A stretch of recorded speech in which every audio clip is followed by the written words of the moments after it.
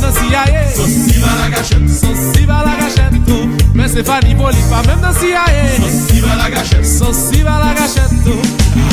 Aïe, oui, encore, mais bon,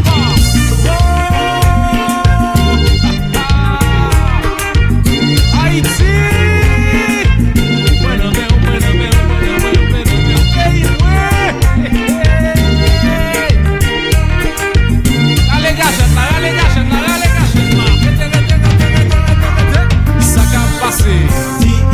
You plumper, ouais, contrôler, ouais, ça gagne la caille. FBI, you plumper, ouais, mais you contrôler, ouais, ça va passer. You plumper, ouais, mais you contrôler, ouais. Dans un instant, chers auditeurs, votre émission Caribbean More Vibes avec notre invité. Restez à l'écoute. Richard, nous sommes pas Carlo, cherchez couteau, cherchez ciseaux, nous sommes pas.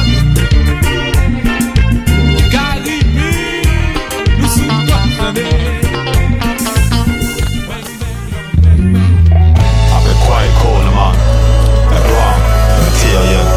Caribbean More Vibes. Vous l'avez voulu, maintenant vous l'avez. Votre nouvelle émission, la pure conscience de Reggae Soul.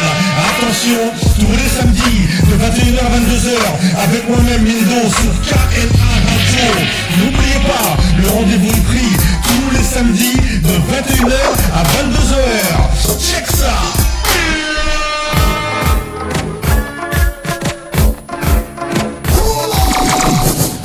Bonjour chers auditeurs, merci d'être toujours présents pour votre émission Caribbean More Vibes. Un réel plaisir de toujours vous retrouver. Aujourd'hui c'est une émission avec une autre horaire, exceptionnellement aujourd'hui, donc de 16h à 18h. Donc n'oubliez pas, bien évidemment, rendez-vous tous les samedis de 21h à 22h. Aujourd'hui nous avons un invité. Et quel invité? Parce que je peux vous dire que ce monsieur ne fait pas souvent des interviews et c'est un honneur de le recevoir dans Caribbean More Vibes. Bonsoir notre invité. Bonsoir, je me présente JMG et je suis enchanté d'être là avec toi nouveau et je te remercie pour cette invitation. Merci à toi parce que tu as fait pas mal de choses et justement les auditeurs vont pouvoir le découvrir. Donc on va s'écouter déjà dans un premier temps un petit titre et puis on revient juste après.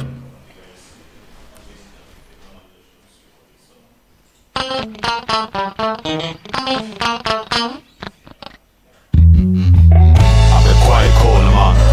Avec quoi? Matériel. Manigé.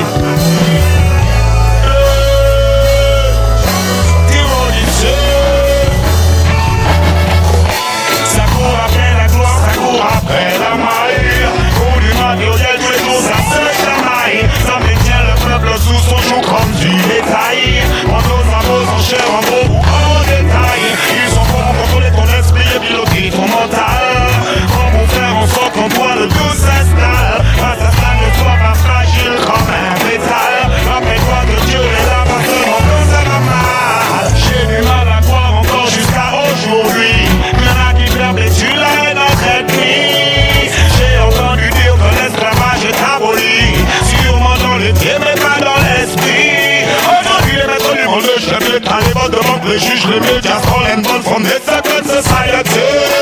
Ils sont le problème établi. C'est soit tu te rebelles, soit tu subis les aïe. Ça court après la gloire, ça court après la maille. Pour du matériel, tous les jours ça se chamaille. Ça maintient le peuple sous son joug comme du bétail. Pas dose à dose, en chair, en gros ou en détail. Ils sont forts pour contrôler ton esprit et piloter ton mental. Comment faire en sorte que toi le tout s'installe. Pas que ça ne soit pas fragile comme un pétale. Rappelle-toi que Jean est là, pas seulement que ça va mal. Alors I give thanks and I share.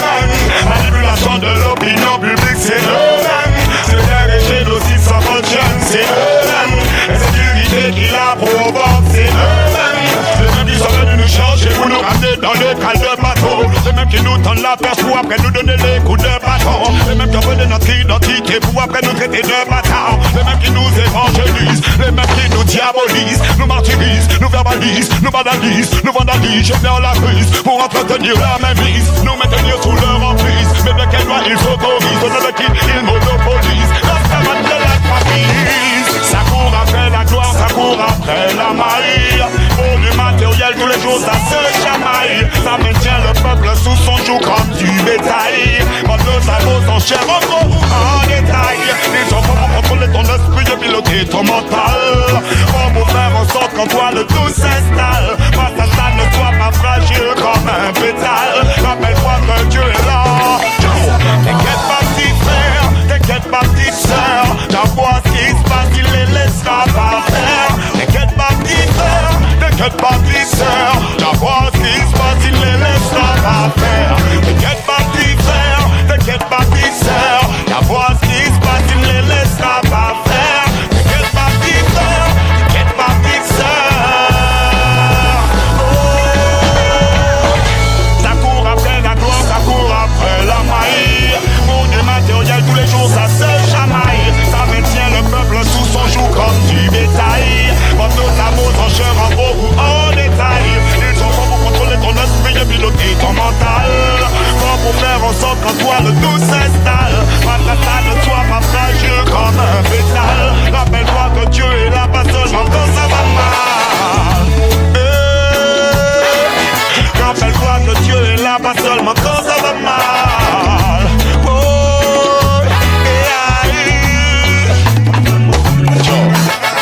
And I give thanks and I say amen.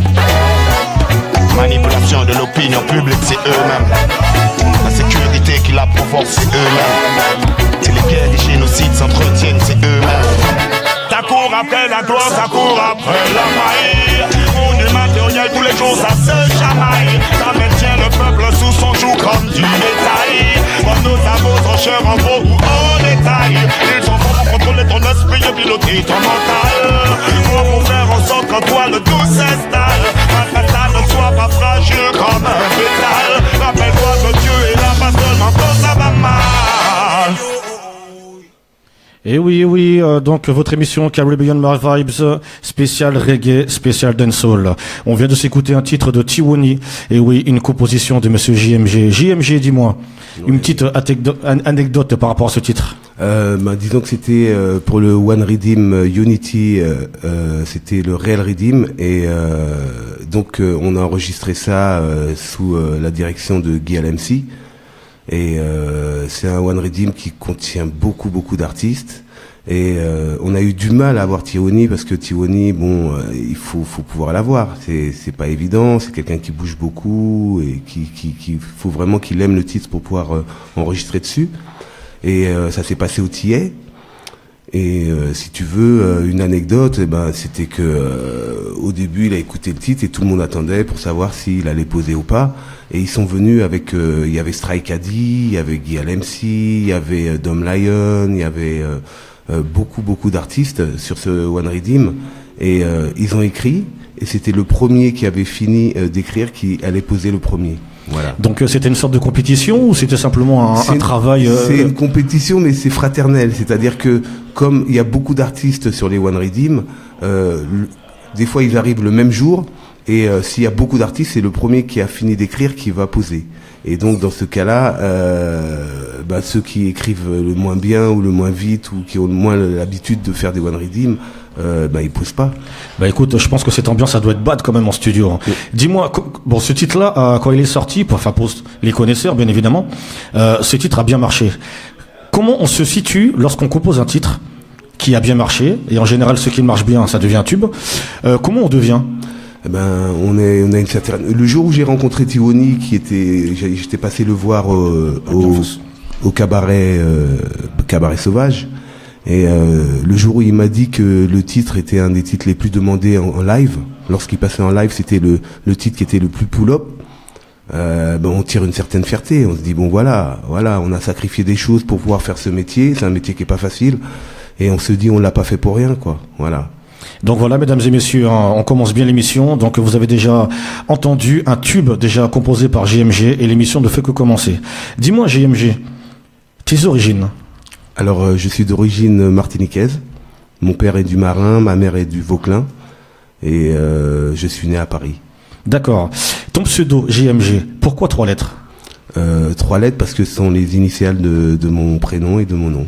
D'accord, donc c'est pas comme tous les artistes, on va pas citer de nom, MHD, PNL, parce que c'est vrai que c'est très tendance, les pseudos avec des lettres. Donc toi, ça n'a rien à voir, c'est plus personnel. C'est plus personnel, c'était quand même pour différencier, j'ai toujours voulu différencier ma vie civile et ma vie artistique. C'est-à-dire que pour pouvoir garder bien les pieds sur terre, j'ai toujours voulu faire une différence. Donc j'ai pris un pseudo et je sais que les gens qui m'appellent sous ce pseudo sont plutôt des gens qui me connaissent en tant qu'artiste, en tant que compositeur ou en tant que réalisateur ou en tant que producteur. Et les gens qui m'appellent par mon vrai prénom sont plutôt des gens proches de moi. D'accord. Donc tu as bien fait les choses, hein. Donc il y a la distinction entre la vie personnelle et justement la vie artistique. Tu penses qu'on peut vraiment combiner les deux ? Est-ce que c'est un danger pour l'artiste, un danger pour la famille, un danger pour la musique ? Qu'est-ce que tu penses, toi ? Moi, je pense que ça dépend de comment on aborde sa carrière. C'est difficile pour des gens qui démarrent et qui ont un tube tout de suite et qui n'ont plus rien après qui fonctionne. Parce que là, il y a une frustration, c'est des gens qui sont jamais bien et souvent le couple explose parce que quand on n'arrive pas à être bien dans sa peau, on peut pas apporter des bonnes vibes à quelqu'un alors que soi-même, on n'est pas dans une bonne vibes. Donc le truc, c'est que il faut bien savoir différencier les deux et garder la tête froide, hein, parce que de la même façon qu'on monte, on descend. Donc c'est une très très bonne analyse. Hein. Dis-moi, JMG, tu es entré dans le monde musical à l'âge de 13 ans en intégrant le Conservatoire de Drancy. Oui. C'est un choix personnel ou c'était au niveau familial, tes parents t'ont poussé à faire quelque chose ? Non, pas du tout. Justement, c'est un peu bizarre. C'est que mon frère avait une guitare et il m'interdisait toujours d'en jouer. Et moi, je rentrais dans sa chambre quand il était pas là et je prenais sa guitare et j'en jouais.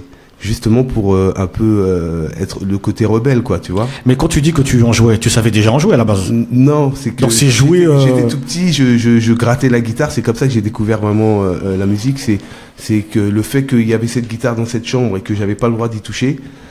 Quand j'y touchais, j'essayais de jouer et tout ça. Dès qu'il était pas là, j'essayais de jouer. C'est comme ça que j'ai commencé à jouer. Puis après, justement auprès de ma famille, ça passait pour quelque chose de superflu. Donc j'ai voulu le conservatoire, c'était pour leur montrer que je peux faire dans cette musique quelque chose de sérieux. C'est quelque chose que je prenais à cœur et c'était pour leur montrer aussi que je faisais ça, que j'y tenais vraiment, je voulais le faire sérieusement. Donc ça veut dire que tu es l'exemple de la personne qui peut justement prouver qu'à cet âge-là, on peut imposer des choix aux parents ? Oui, complètement. Parce qu'on sait tous très bien que la musique n'est pas très bien perçue chez nous. C'est clair. C'est pour ça que ça m'étonne un petit peu qu'à cet âge-là, tu aies imposé ton choix et que justement, à l'heure d'aujourd'hui, quand on voit le résultat, c'est même un très très bon résultat. Parce que, non, tu es très fort. J'ai l'habitude de t'appeler le boss. Donc, chers auditeurs, si vous m'entendez un jour parler du boss, c'est de lui que je parle. Donc oui, non, mais c'est assez impressionnant quand même. Disons que c'est beaucoup de sacrifices, hein. La musique, c'est beaucoup de sacrifices. C'est une passion, c'est quelque chose qui vous anime. C'est toucher de l'argent avec quelque chose qu'on aime, c'est-à-dire avoir l'impression qu'on ne va pas travailler, mais qu'on va faire de la musique, on dit jouer de la musique. On a l'impression qu'on va jouer et on est rémunéré grâce à ça. Quand on arrive à ça, c'est quand même toucher un but qui est pas commun, quoi. C'est quelque chose, mais ça demande énormément de sacrifices. J'imagine. De toute façon, on va en parler tout à l'heure des sacrifices que certains artistes osent faire. Je dis bien osent, parce que parfois c'est un choix. Et après, lorsqu'on fait un choix, il ne faut pas regretter, bien évidemment. C'est clair.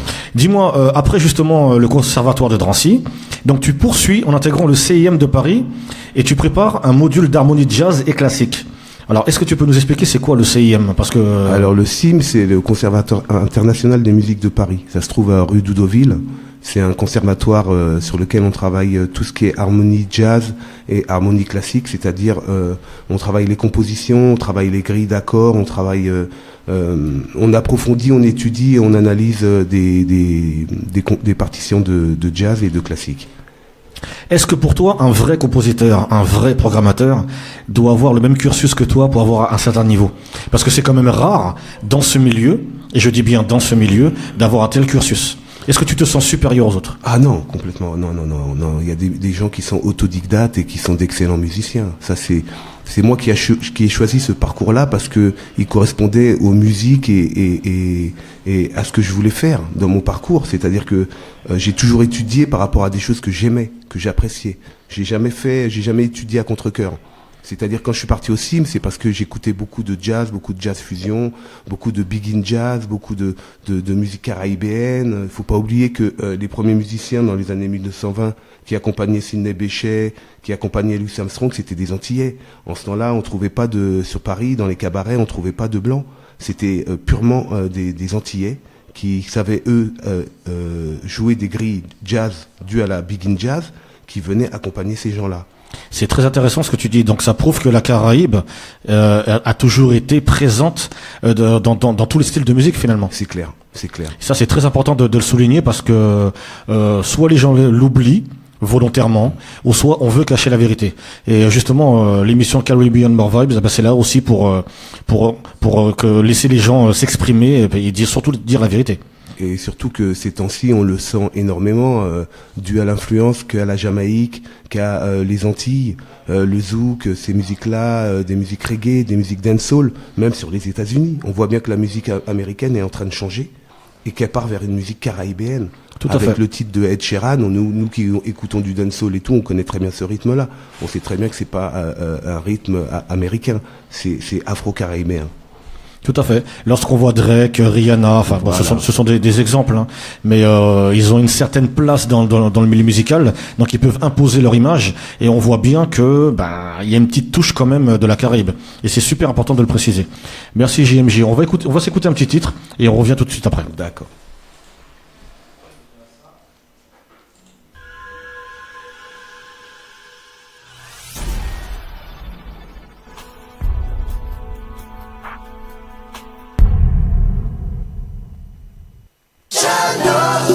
Je prie, ouais. Je prie, yeah.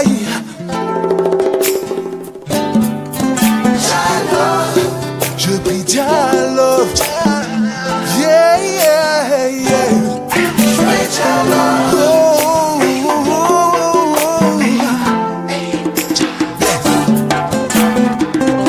J'évolue dans ce monde complexe, plein de haine qui gronde. On aurait pu être tous heureux, ne plus avoir de larmes dans les yeux. Mais l'homme est fou, l'homme est fou, l'homme est fou.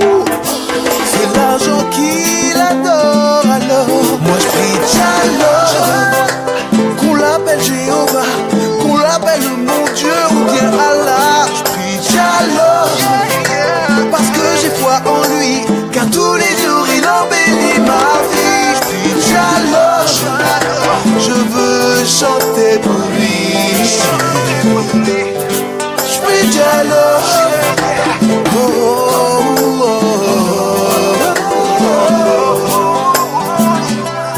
oui, des fois j'ai douté, aujourd'hui j'ai honte, crois-moi, tu m'as éclairé, je sais, j'en suis conscient, tu vois, je ressens ton amour tous les jours. Laisse-moi t'expliquer que j'ai changé. Moi je prie Diallo, qu'on l'appelle Jéhovah, qu'on l'appelle mon Dieu ou bien Allah. Je prie Diallo, parce que j'ai foi en lui, car tous les jours il embellit ma vie. Je prie Diallo, je veux chanter pour lui. Je prie Diallo,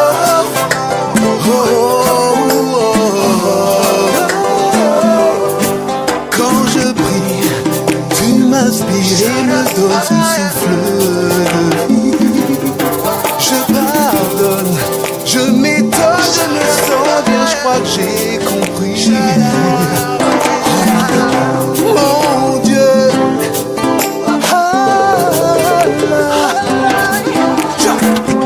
Jéhovah, oui tous les jours, moi je prie Diallo.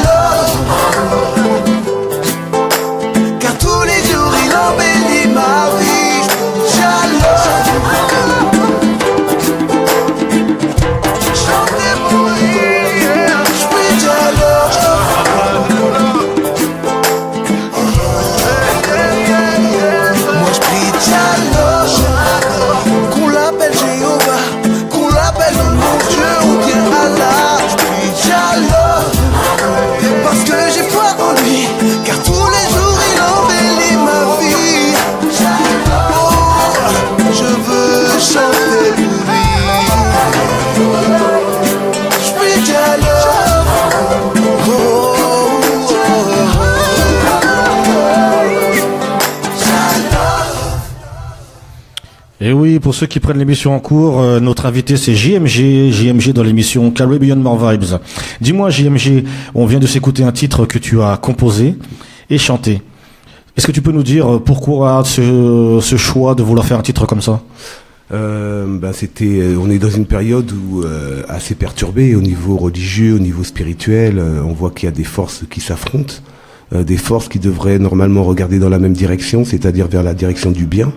Et on se retrouve avec des gens qui parlent de religion et qui tuent des gens et qui font des choses qui sont complètement négatives et complètement contraires à tous les écrits qu'on puisse trouver, quelle que soit la religion. Et donc c'était une façon de dire que quel que soit le Dieu que tu pries, en vérité il n'y a qu'un seul Dieu, quoi.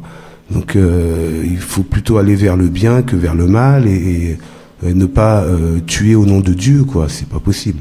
Tout à fait, tout à fait. Est-ce que JMG est croyant? Oui, complètement. Oui, complètement. Donc tu pratiques et tout ce qui va avec? J'ai pas d'affiliation à une religion. J'ai été éduqué en tant que catholique, mais bon, j'ai pas d'affiliation. Mais je crois en Dieu. J'ai une spiritualité. Je prie et voilà. Mais j'essaye de pas.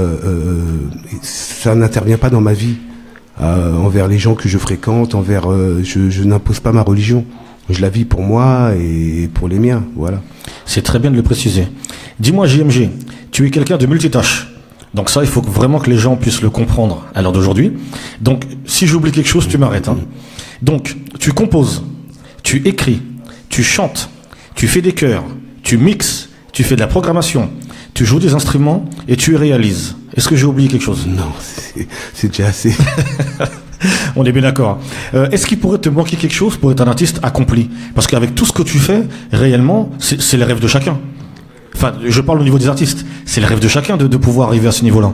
Malgré tout ce que je peux faire, ça ne m'empêche pas d'appeler des gens qui le font différemment de la façon que je l'ai fait, parce que malgré que tu pratiques, tu es multi-instrumentiste, ça ne t'empêche pas d'appeler des musiciens que tu admires ou des musiciens dont tu aimes le jeu, dont tu aimes ce qu'ils apportent, leur sensibilité, tout ça. Donc c'est pour ça que même si je fais beaucoup de choses, mais je ne fais jamais les choses seul. Je les fais toujours encadré et réfléchi avec des gens qui correspondent à ce que je veux, quoi. Donc tu as le sens de la fraternité? J'ai le sens de l'équipe. Ouais, complètement. Est-ce que ça se perd à l'heure d'aujourd'hui? Est-ce que tu le ressens, toi, avec tous les gens avec qui tu travailles? Complètement, ça se perd. C'est normal, puisque le matériel évolue et aujourd'hui, tu peux tout faire tout seul.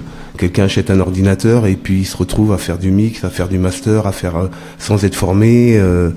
Oui, mais ce n'est pas la même qualité. On peut pas comparer quelqu'un qui a fait des études comme toi et quelqu'un qui arrive dans le milieu et qui essaie d'imposer son style en sachant que il fait ce qu'il peut avec ce qu'il a. Moi, quand j'ai voulu jouer de la guitare, j'ai été en conservatoire. J'ai été faire des écoles de musique. J'ai voulu apprendre à lire, j'ai voulu apprendre à comprendre la musique, à l'analyser. J'ai été prendre des cours. Quand j'ai voulu être ingénieur de son, je suis parti à l'INA. J'ai pris une des meilleures écoles européennes et j'ai investi. Et j'ai été faire mon diplôme d'ingénieur de son. Moi, je conçois ma vie comme ça. C'est-à-dire que quand je fais quelque chose, je veux le faire à fond et je veux le faire honnêtement et en me donnant à fond dans ce que je fais. Donc j'essaye toujours de trouver le meilleur. J'aime pas le médiocre. Et ce qui fait que maintenant, il y a des gens qui, en autodidacte, arrivent à arriver à ce niveau-là par rapport aussi à ton parcours, aux gens que tu rencontres. C'est aussi beaucoup les gens que tu rencontres qui t'apportent et qui te font évoluer. C'est pas seulement les écoles, c'est les rencontres que j'ai faites dans mon parcours. J'ai eu beaucoup de chance. Je remercie Dieu. Et c'est ce qui m'a permis de rencontrer des gens aussi qui m'ont appris à être plus assidu, plus précis, qui m'ont fait comprendre, qui m'ont ouvert l'esprit. Quand j'ai travaillé avec des gens comme Tyrone Donny, qui est le clavier des Wailers et qui était l'arrangeur de Bob Marley, c'est un homme qui a un passif et qui travaille avec tellement de gens, qui a travaillé aux États-Unis, qui travaille dans tous les pays du monde, dû à sa renommée avec les Wailers. Et ces gens-là, quand j'ai travaillé avec lui, on est resté pendant 1 an à travailler. C'est des gens qui écoutent de tout. Pourtant, on se dit, tiens, il est dans le reggae dancehall.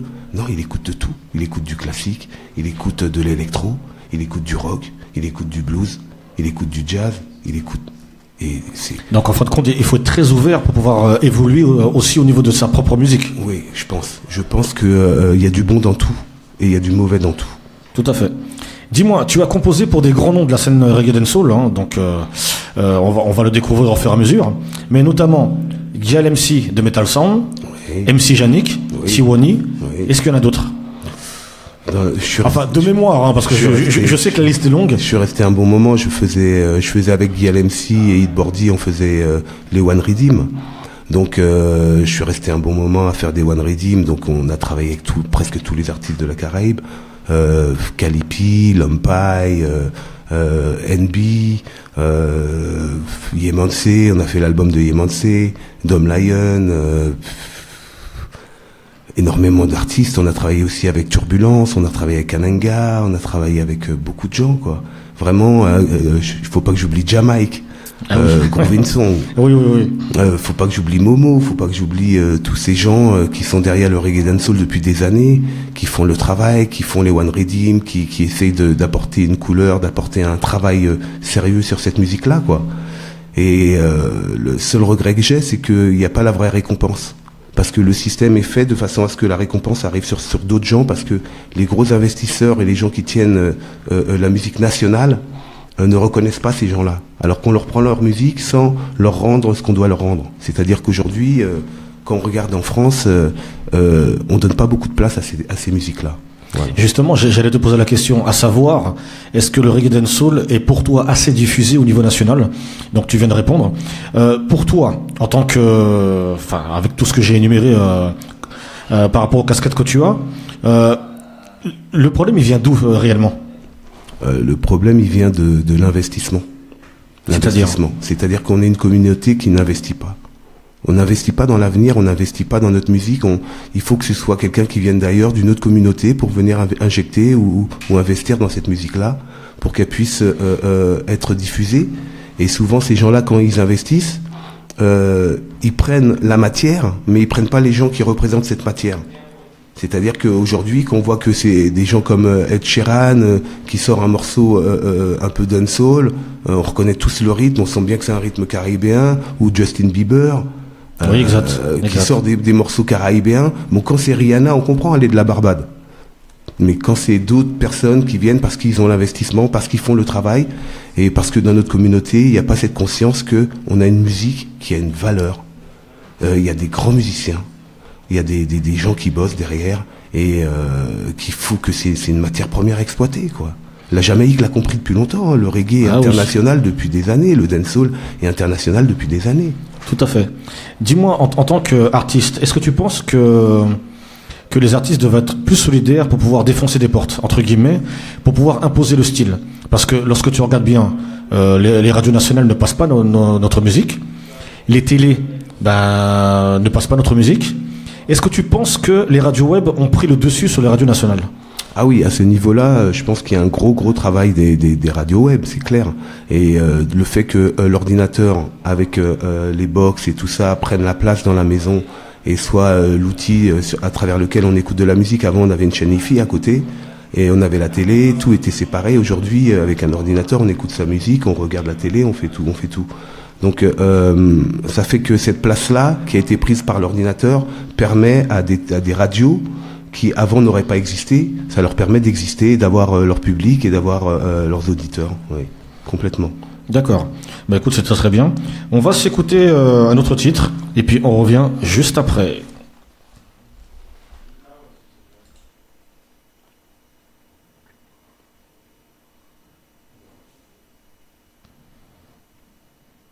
L'émission Caribbean More Vibes, tous les samedis, n'oubliez pas, chers auditeurs, tous les samedis.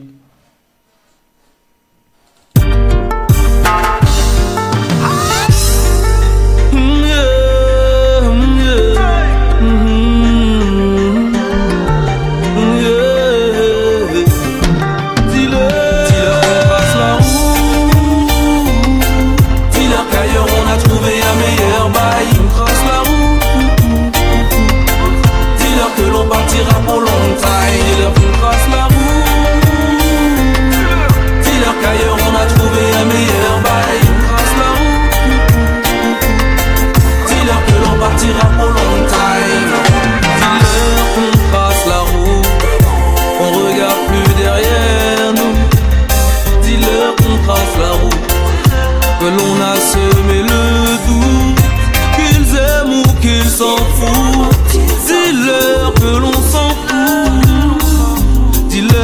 à un autre bail ailleurs et ce sera pour long time.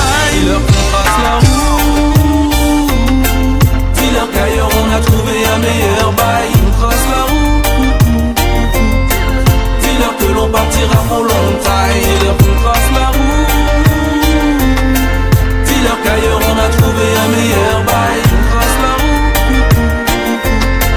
dis-leur que l'on partira pour long time. On a préparé le terrain depuis long time. Préparer ce voyage, on n'a plus le temps. Le bonheur nous attend, il faut qu'on s'en aille. Loin de tout ça, la vie est là-bas. Dis-leur, on a trouvé la faille, que personne ne pourra nous stopper dans nos bails. Un coup de bigot pour leur dire bye bye. Dis-leur qu'on a tourné la page, on trace la route. Dis-leur qu'ailleurs on a trouvé un meilleur bail. On trace la route. Dis-leur que l'on partira pour long time. Dis-leur qu'on trace la route. Dis-leur qu'ailleurs on a trouvé un meilleur bail. On trace la route. Dis-leur que l'on partira pour long time.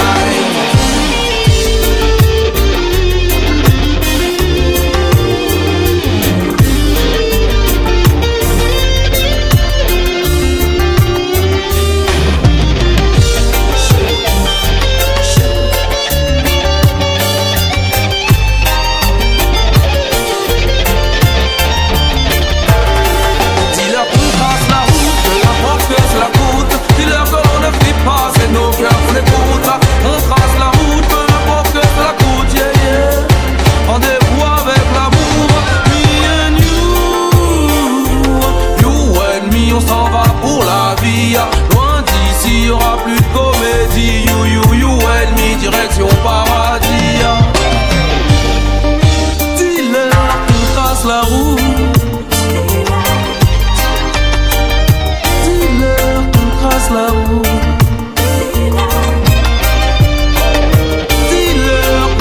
La route.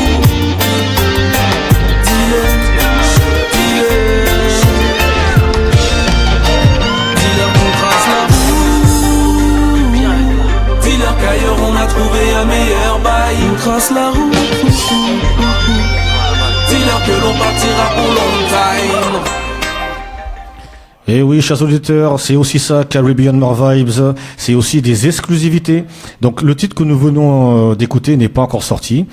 Et je dirais encore que JMG a encore frappé.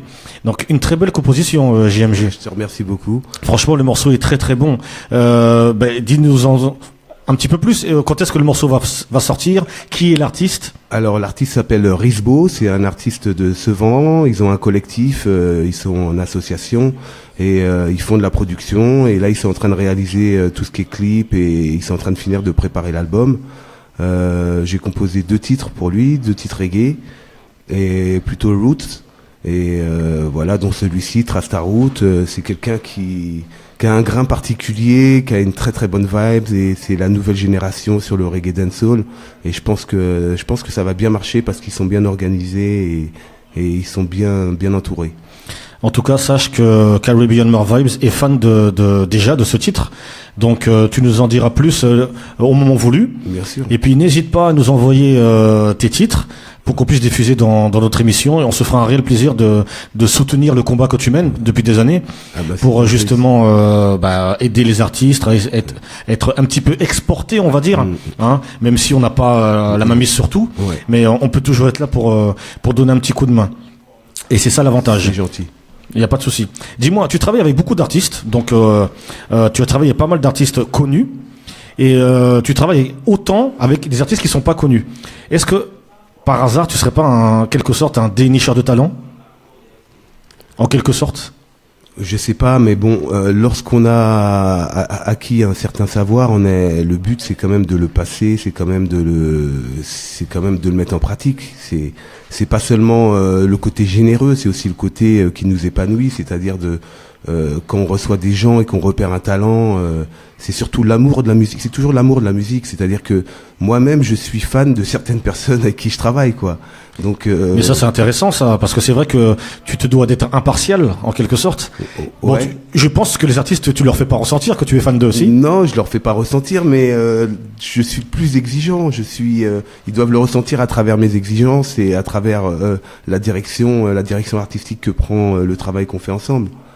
Ça t'est déjà arrivé justement de travailler avec un artiste et de trouver que ce qu'il fait c'est pas son style et de le rediriger vers un autre style?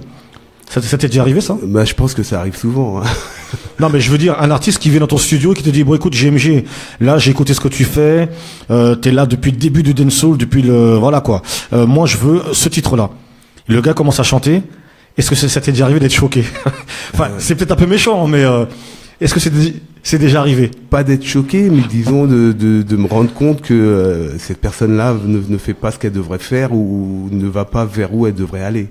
Est-ce que tu laisses l'artiste continuer ou tu lui d'arrêter de se diriger vers un autre style? C'est quoi ton style de management au niveau musical? Au niveau management, je suis assez tolérant, donc ce qui fait que je pense que les choses se font automatiquement d'elles-mêmes, quoi. D'elles-mêmes. L'artiste, en le dirigeant, en lui apportant les choses, peut-être les petites clés qui lui manquent ou les petits outils qui lui manquent, il comprend de lui-même. L'artiste, souvent, c'est quelqu'un les vrais artistes sont les gens vraiment qui donnent leur vie par passion, à leur passion, qui donnent du temps à leur passion. Donc c'est des gens qui veulent quand même réussir. Et des fois, au début, souvent les artistes veulent travailler pour eux-mêmes. Ils font ce qu'ils aiment. Ils ne comprennent pas que pour réussir, il faut faire ce qu'on aime, mais avoir quand même une partie, ce qu'aiment les gens aussi.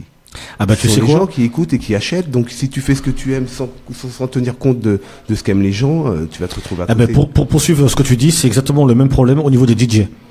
C'est clair. Ils passent dans les soirées, ceux qu'ils aiment. Ouais, souvent. Et en règle générale, on les reproche souvent en leur disant, écoute, t'es pas dans ta chambre, t'es pas dans ton salon. C'est clair. Enfin, donc c'est le même problème alors. C'est finalement. le même problème. C'est le même problème, ouais. C'est quand même aberrant, hein. Mais bon, tu sais, la vie artistique, je ne t'apprends rien. Hein. Ouais. On trouve vraiment de tout. C'est clair. Dis-moi, JMG, tu es quelqu'un qui a un passé vraiment extraordinaire, je dirais. Tu as travaillé dans le Grand Studio 180. Oui. Donc sur l'album acoustique de Sheila. Donc Sheila, c'est une personne qu'on a pu à présenter. Sur l'album Utopia. L'album live Sunplash avec en guest star Burning Spear, qui est un mentor au niveau du reggae music. Ça, c'est imparable. Est-ce que tu peux nous donner des petites anecdotes par rapport à cette vie que tu as eue dans ce studio? Parce que c'est vraiment, je pense, un autre niveau, c'est un autre univers. Enfin, explique-nous à peu près qu'est-ce que tu as ressenti quand tu as travaillé là-bas. Ah bah c'est carrément un autre monde, surtout par rapport au monde d'aujourd'hui où la musique s'est informatisée. Aujourd'hui, on arrive dans des studios, mais la musique est faite beaucoup dans des studios. Mais en ce temps-là, c'était des grands studios. On travaillait dans les grands studios avec des grandes tables. C'était des lieux de vie. Il y avait dans le studio, on mangeait, on dormait des fois, et puis on travaillait.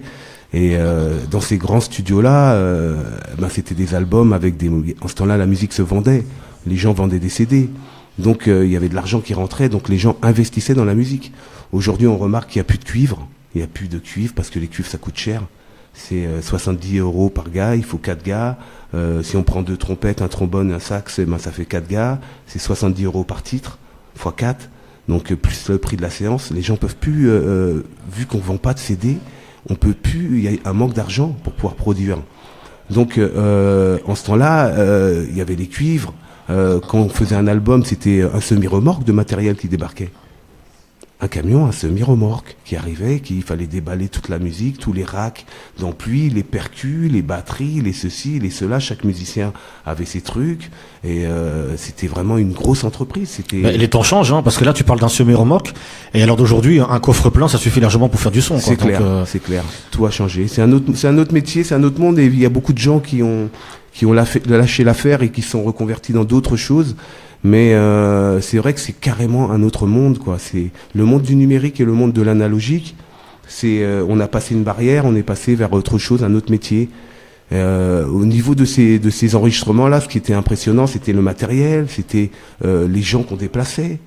on voyait des équipes passer, on connaissait toutes les équipes, des équipes de choristes professionnels, des équipes de musiciens, des pianistes, des bassistes, des guitaristes, des percus, et tout ça faisait que petit à petit, on créait un espèce de château en mettant pierre par pierre. Et aujourd'hui, avec une seule machine et quelques samples, on fait de la musique. Donc c'est plus du tout la même musique, c'est plus la même conception, c'est plus les mêmes gens, et c'est plus la même clientèle non plus. Est-ce que tu penses que, bon, c'est un peu malheureux ce que je vais dire, hein, mais je pense que tous les artistes et toutes les productions le vivent et le ressentent à l'heure d'aujourd'hui. Est-ce que tu penses que l'industrie de la musique est morte ou est en train de mourir? Je pense que c'est l'industrie de la musique ne mourra jamais. La musique n'a jamais été aussi consommée qu'aujourd'hui. C'est-à-dire qu'on consomme plus de musique qu'avant. Avant, on achetait un CD, ou les gens qui ont connu le vinyle, ils achetaient un vinyle et ils l'écoutaient pendant un mois. Mais c'est difficile à croire ce que tu dis là. Aujourd'hui, les gens, ils vont sur Internet et ils consomment 2000 morceaux dans un iPod, ils mettent 2000 morceaux, ils consomment 2000 morceaux. Donc on consomme plus de musique. Mais ça, les artistes ne le ressentent pas ce que tu dis là. Elle rapporte moins. Voilà. Elle rapporte moins puisqu'aujourd'hui, le système a été fait de façon à ce que des gens qui aient, par exemple, des fournisseurs d'accès et tout ça, puissent spolier cette musique. Ils spolient cette musique sur des artistes. C'est-à-dire que les artistes qui composent et qui font leur musique par amour, parce qu'aujourd'hui, ils le font pas pour l'argent. 90% des gens qui sont sur YouTube le font pour amour, puisque ça leur rapporte rien. Ça leur rapporte rien. Il y a beaucoup de gens qui font des clips, qui investissent dans les clips, dans la musique, et qui vont faire 10 000 vues, 20 000 vues, 50 000 vues. Donc ça veut dire que dans la musique, le retour sur investissement n'existe pas. Il existe, mais pour certaines, on pensait que Internet allait faire que les majors allaient lâcher la main sur la musique et que les artistes indépendants allaient pouvoir vivre de leur musique, mais c'est complètement faux. Aujourd'hui, ce sont les majors qui font toujours la loi sur le monde musical. Il faut pas rêver. C'est eux qui gèrent, c'est eux qui ils ont placé leur business et placé leurs trucs, repris leurs cartes, et ils ont repris le contrôle sur la musique. Même si c'est vrai, ça permet à certains artistes indépendants d'être vus. Mais pour être vu, il faut comprendre que derrière ça, il y a un vrai travail pour être vu sur Internet. On est noyé dans Internet. Il y a des milliers de morceaux qui passent et qui sont produits. Des milliers de clips. Il y a des gens qui font des clips avec des portables. Oui, effectivement. Donc quand quelqu'un fait un clip avec un portable et à côté quelqu'un investit sur une Blackmagic, Ursa pour faire un clip, et que le clip lui revient à 10 000 euros, 15 000 euros, c'est pas le même investissement.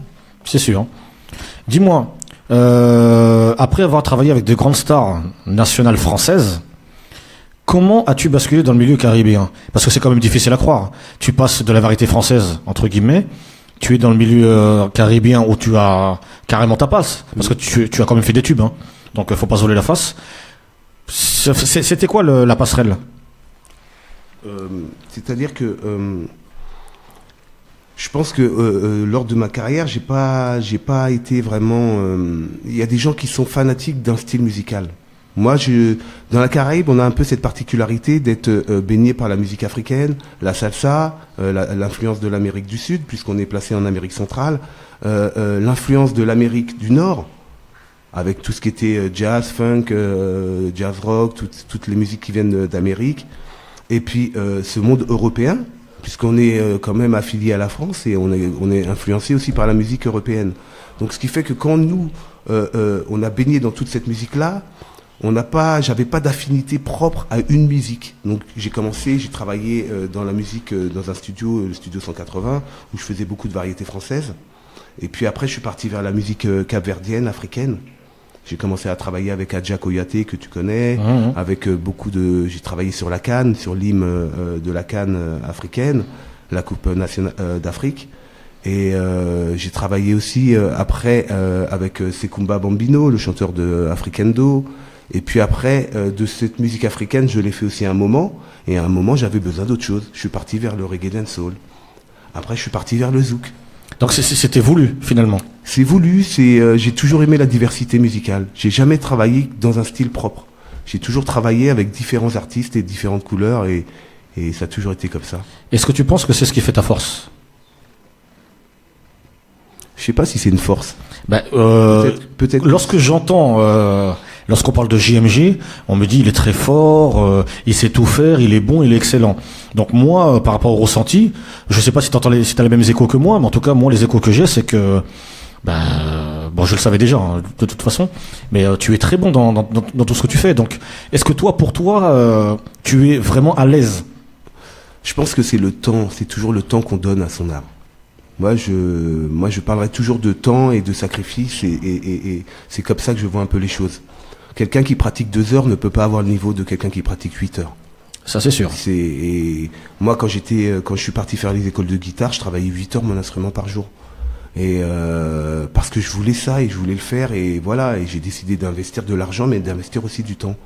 Et voilà. Et quand je travaillais en studio, quand je suis parti faire mon diplôme d'ingénieur de son, on était à l'INA, à Brie-sur-Marne, en face de la SFP. Et on avait des classes, des salles de cours. Et on pouvait avoir des clés de certains ateliers.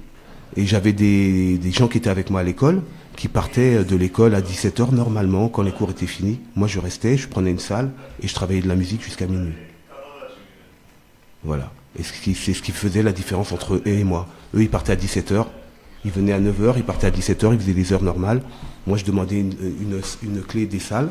J'estimais que c'était un bonheur pour moi d'avoir du matériel sur place, un matériel professionnel et tout que je peux pas avoir personnellement, et de pouvoir en profiter. Donc j'en profitais jusqu'à minuit.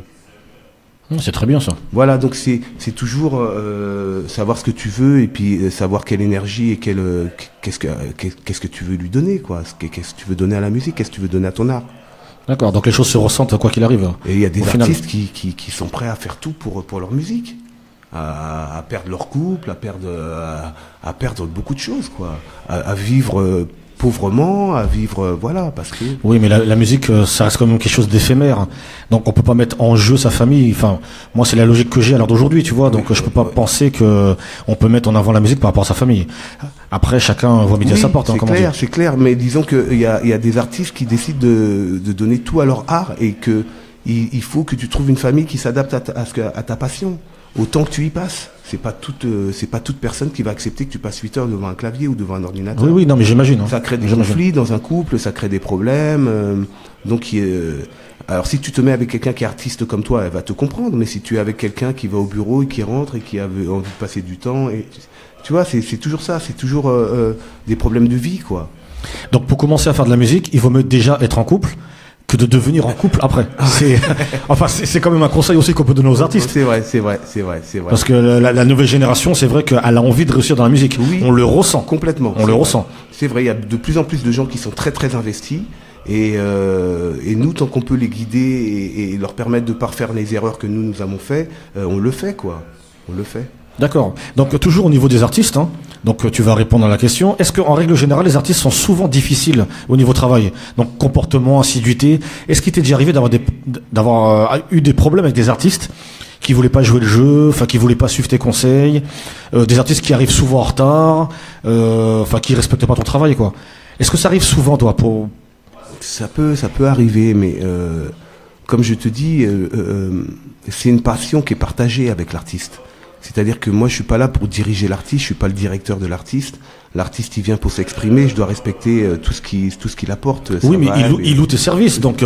Il loue mes services, mais moi, je suis là, si tu veux, pour lui apporter... Je suis l'outil de l'artiste, mais je suis pas son cerveau. Il reste un cerveau, il reste quelqu'un qui exprime des choses, qui écrit des textes, qui compose des mélodies. Donc ça, c'est par rapport à sa sensibilité, ses émotions qu'il veut faire passer. Moi, je suis là juste pour diriger le côté technique et apporter la direction artistique, c'est-à-dire le certain formatage que demandent les morceaux. Voilà. C'est qu'on est dans un milieu où il y a quand même des formats à respecter. Et moi, je suis plus là pour apporter le côté technique. Mais si tu veux, je suis pas là pour diriger l'artiste vraiment, quoi. Ça se fait dans la paix et voilà, c'est un partage, c'est plus un partage. Je le sens plus comme un partage qu'une direction artistique. D'accord, sur ces bonnes paroles, on va écouter un autre titre et puis on revient tout de suite après. D'accord. Hey Pablo! Hola Juan Marcos! Comment tu vas? Bien, et tout? On va se prendre un verre au club là? Aquí al lado! Allez, c'est parti, ça va être chaud! Mojitito, vamos! C'est parti, c'est la soirée de l'année. On est assis tranquillement à siroter. Maravillosa. Puis elle arrive, pétillante lady. Tu sais, je l'emmènerai partout. Dans ses oreilles, lui dire des mots doux. Está de cine, tío, de cine. Je deviens complètement fou. Dicen que aquí las chicas botellas te llenan de amor. Ay, qué miedo, camarero, 2 copas por favor. Juste 2 pas pour l'aborder, quelques mots pour la troubler. Amigo, mira, no la dejo aquí, esta niña es para mí. Latin lady, tes courbes me charment, et quand tu bouges, je sens naître la flamme. Su meneo me pone loco, su mirada me come el coco. Ay, niña buena, me lo dejo todo por ella. Me la llevo conmigo, y su amor me lo consigo. Amar de verdad, amar sin preguntas, amar y nada más. Yo te daré mi vida, a ti niña bonita. Alors on se lève, on se rapproche, on se retrouve près d'elle. Une chose cloche dans ses yeux, son regard m'interpelle. Juste 2 pas pour l'aborder, quelques mots pour la troubler. Amigo, mira, no la dejo aquí, esta niña es para mí. Latin lady, tes courbes me charment, et quand tu bouges, je sens naître la flamme. Su meneo me pone loco, su mirada me come el coco. Salut les gars. Oh non, c'est un garçon Demasiado útil. Joder, On a moqué de se faire avoir. me cago en la mar. C'est vraiment un garçon. Venga, Juanma, nos marchamos. Allez, viens, on y va, mon gars. Claro y pitando. Juste 2 pas vers la sortie, j'ouvre la porte pour l'infini. ¿Dónde coño puse mi sentido? Se van los sueños por otro camino. Je m'enfonce dans le noir pour oublier cette histoire. La noche se termina, la realidad se te la pone encima. A por copas, amigo.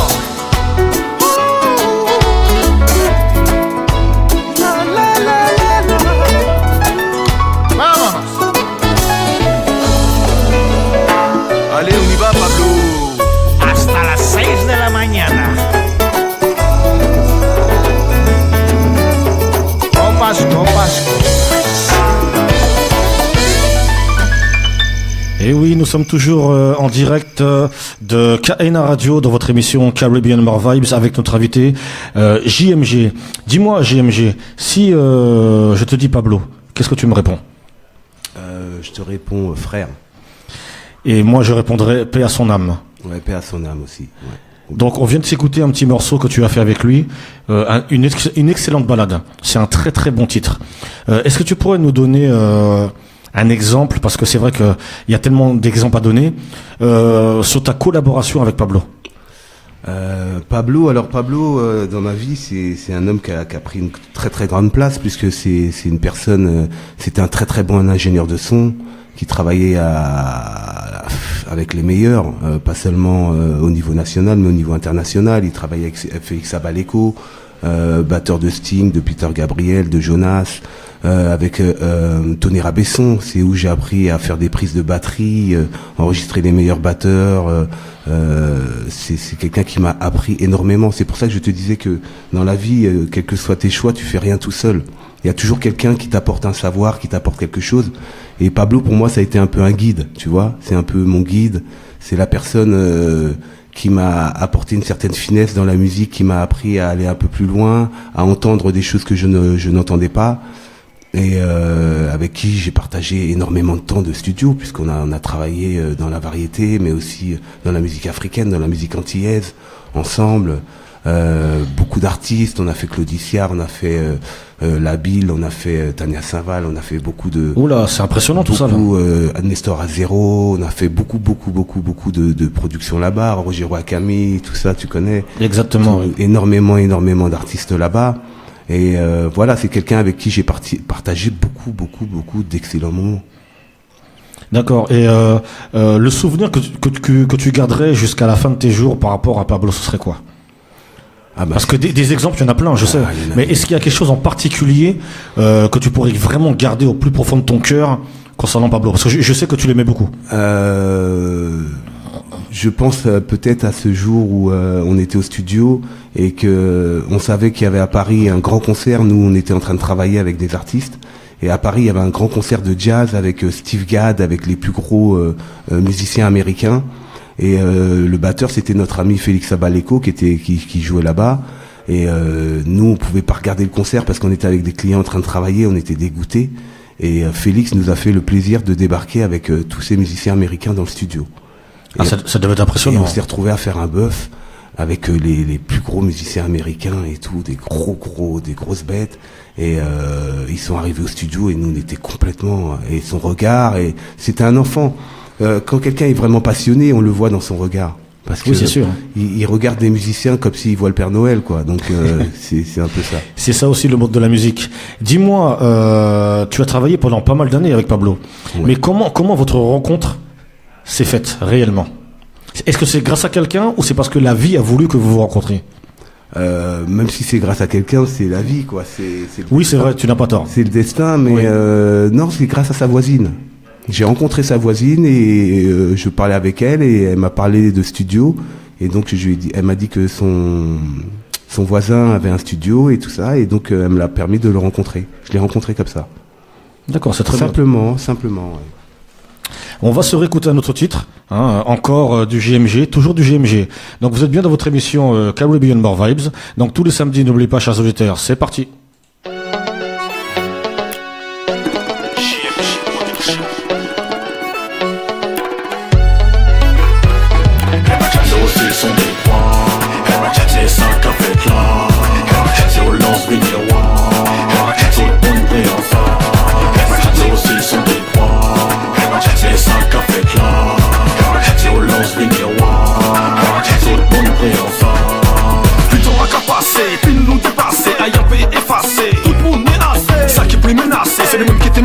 C'est pas vraiment vu me brasser. Venez brasser yo, criminel KB c'est pays en nous. C'est pas un sujet qui tape pour la jeunesse qu'a venu fou. Les regardez, ouais, nous carrossons tout partout. C'est braquage, violence, tout le monde à genoux.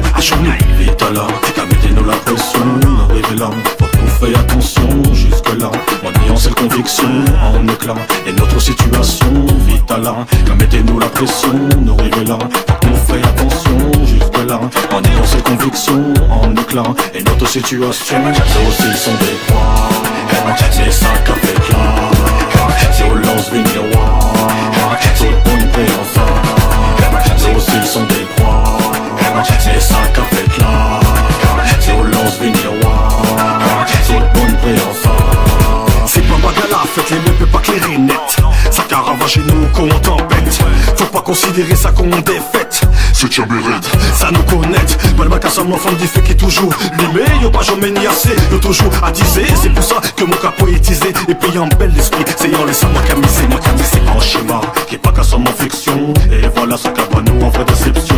C'est pour ça y'en en l'esprit en location. Pas à part fait pour les autres, c'est en destruction. En schéma, qui est pas qu'à son fiction. Et voilà ce qu'a pas nous en vraie déception. C'est pour ça y'en en l'esprit en location. Pas à part fait pour les autres, c'est en destruction. C'est aussi son détroit. C'est ça qu'a fait là.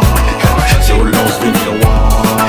Tout le monde est ensemble. C'est aussi son détroit.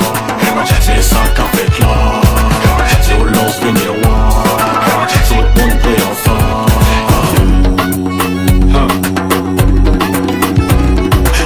Bah dis-moi Patrick, c'est n'est quoi venir. Je dis à sa venue en manière. Qu'il tire nous seul l'amour. Pays en nous seul l'amour. Coûtez pour coûter, tant pour tant. M'en dit non à la violence. M'en dit non à la violence. Tout le monde non à la violence. Non à la violence. Non à la violence.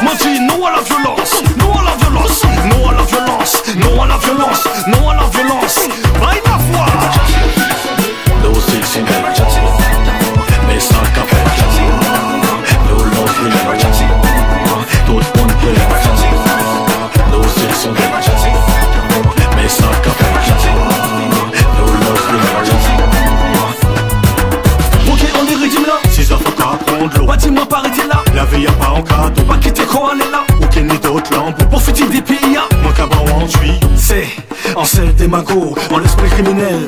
Y'a qui pouillot, faut que nous retrouvions-nous. En bas la tête, pas ni plaisir, on nous fait un autre scénario. Vite là, t'as mettez-nous la pression, arrivez là, faut que nous fait attention jusque-là. Mon ayant cette conviction en éclat et notre situation. Vite là, t'as mettez-nous la pression, nous arrivez là, faut que nous fait attention jusque-là. Mon ayant cette conviction en éclat et notre situation. C'est sans décroire, c'est ça qu'a fait là. C'est au lance du miroir, c'est bon et enfin. C'est aussi sans décroire, c'est ça qu'a fait là. C'est au lance du miroir, c'est bon et enfin. Et oui, Caribbean More Vibes, votre émission. Encore un titre que tu as composé. T'aurais-tu une petite anecdote par rapport à ce titre? Parce que on ressent un mélange de musique.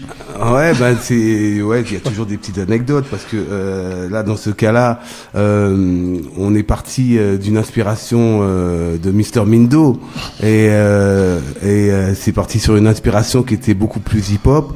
Et on l'a senti, moi je l'ai senti beaucoup plus avec des tambours, une flûte à la Mona et un truc beaucoup plus caraïbéen. Et je pense que t'as vu, on a pu s'entendre sans qu'il y ait de heurts, sans quoi que ce soit, et le titre est né et le titre vit, tu vois. Et il vit toujours. Ouais. Je te confirme. C'est clair. Je te confirme. C'est très très bien. Dis-moi, est-ce que tu es aussi dans la musique traditionnelle?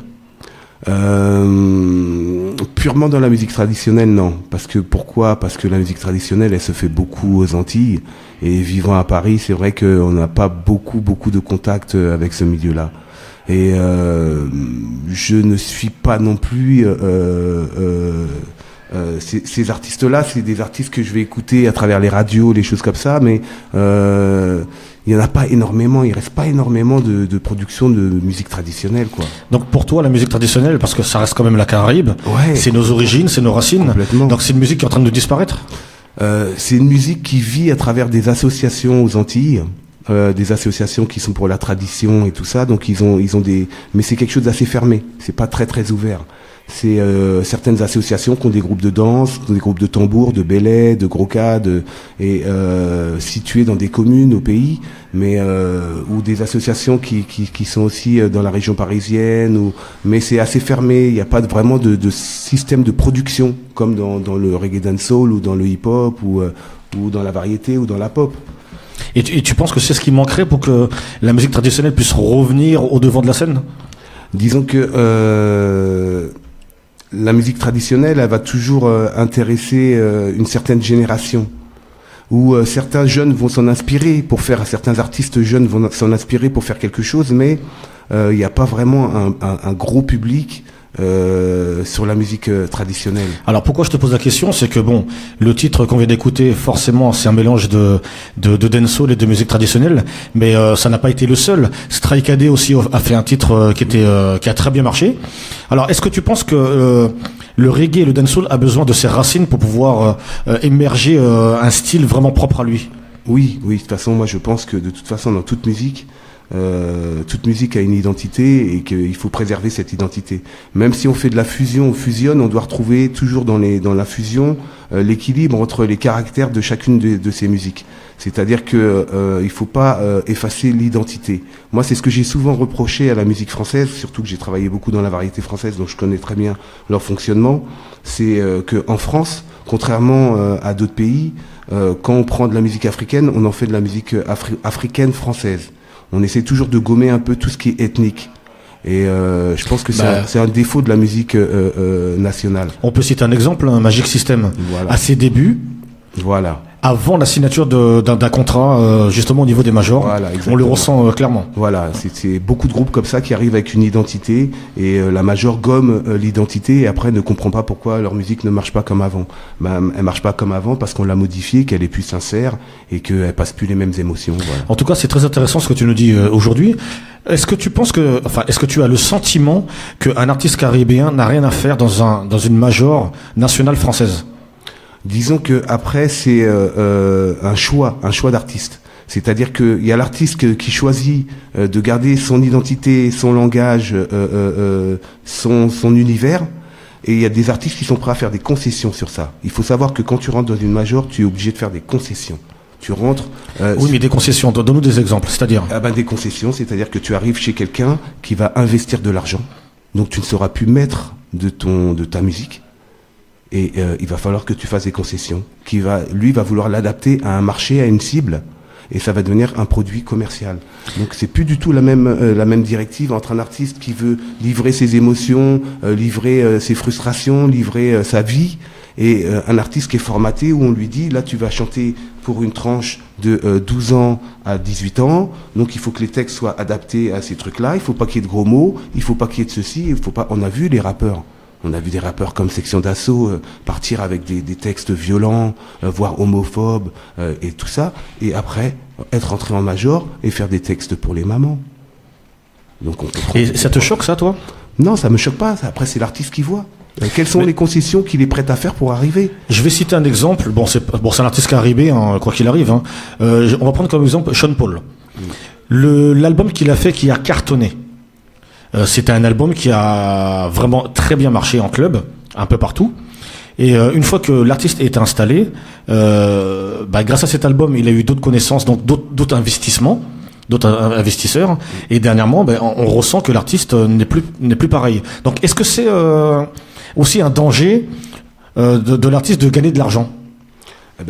C'est-à-dire que c'est pas un danger de gagner de l'argent. Si, parce que si une major investit sur toi et te donne des directives et que tu n'es plus toi-même, l'artiste se contente que de l'argent qu'il a gagné. Oui, c'est-à-dire c'est pas un danger de gagner de l'argent. C'est pas un danger de gagner de l'argent. Ce qui est le danger, c'est de perdre ta liberté, c'est de perdre ton art, perdre ton identité, normalement un artiste il est censé parler de son vécu. Les artistes qui sont honnêtes, ils parlent de ce qu'ils connaissent, donc ils parlent de leur vécu, ils parlent de leur vie, des gens qui les entourent, de situations auxquelles ils ont assisté. Et quand tu arrives dans la major, maintenant il faut savoir jusqu'à où tu es prêt à faire tes concessions. Est-ce que tu veux être une star qui passe tous les jours à la télé, nanana, si cela, et faire un business de la musique, ou est-ce que tu es là pour exprimer quelque chose et pour vivre ta vie d'artiste? Après c'est un choix. Moi je critique ni l'un ni l'autre. Hein. Je critique pas les gars qui sont en major et qui font des morceaux aseptisés avec des textes revus par des gens qui savent même pas de quoi tu parles. Et puis où on te dit tu te mets comme ça, tu t'habilles comme ça, t'as un gars qui vient te relooker, tu vois ce que je veux dire?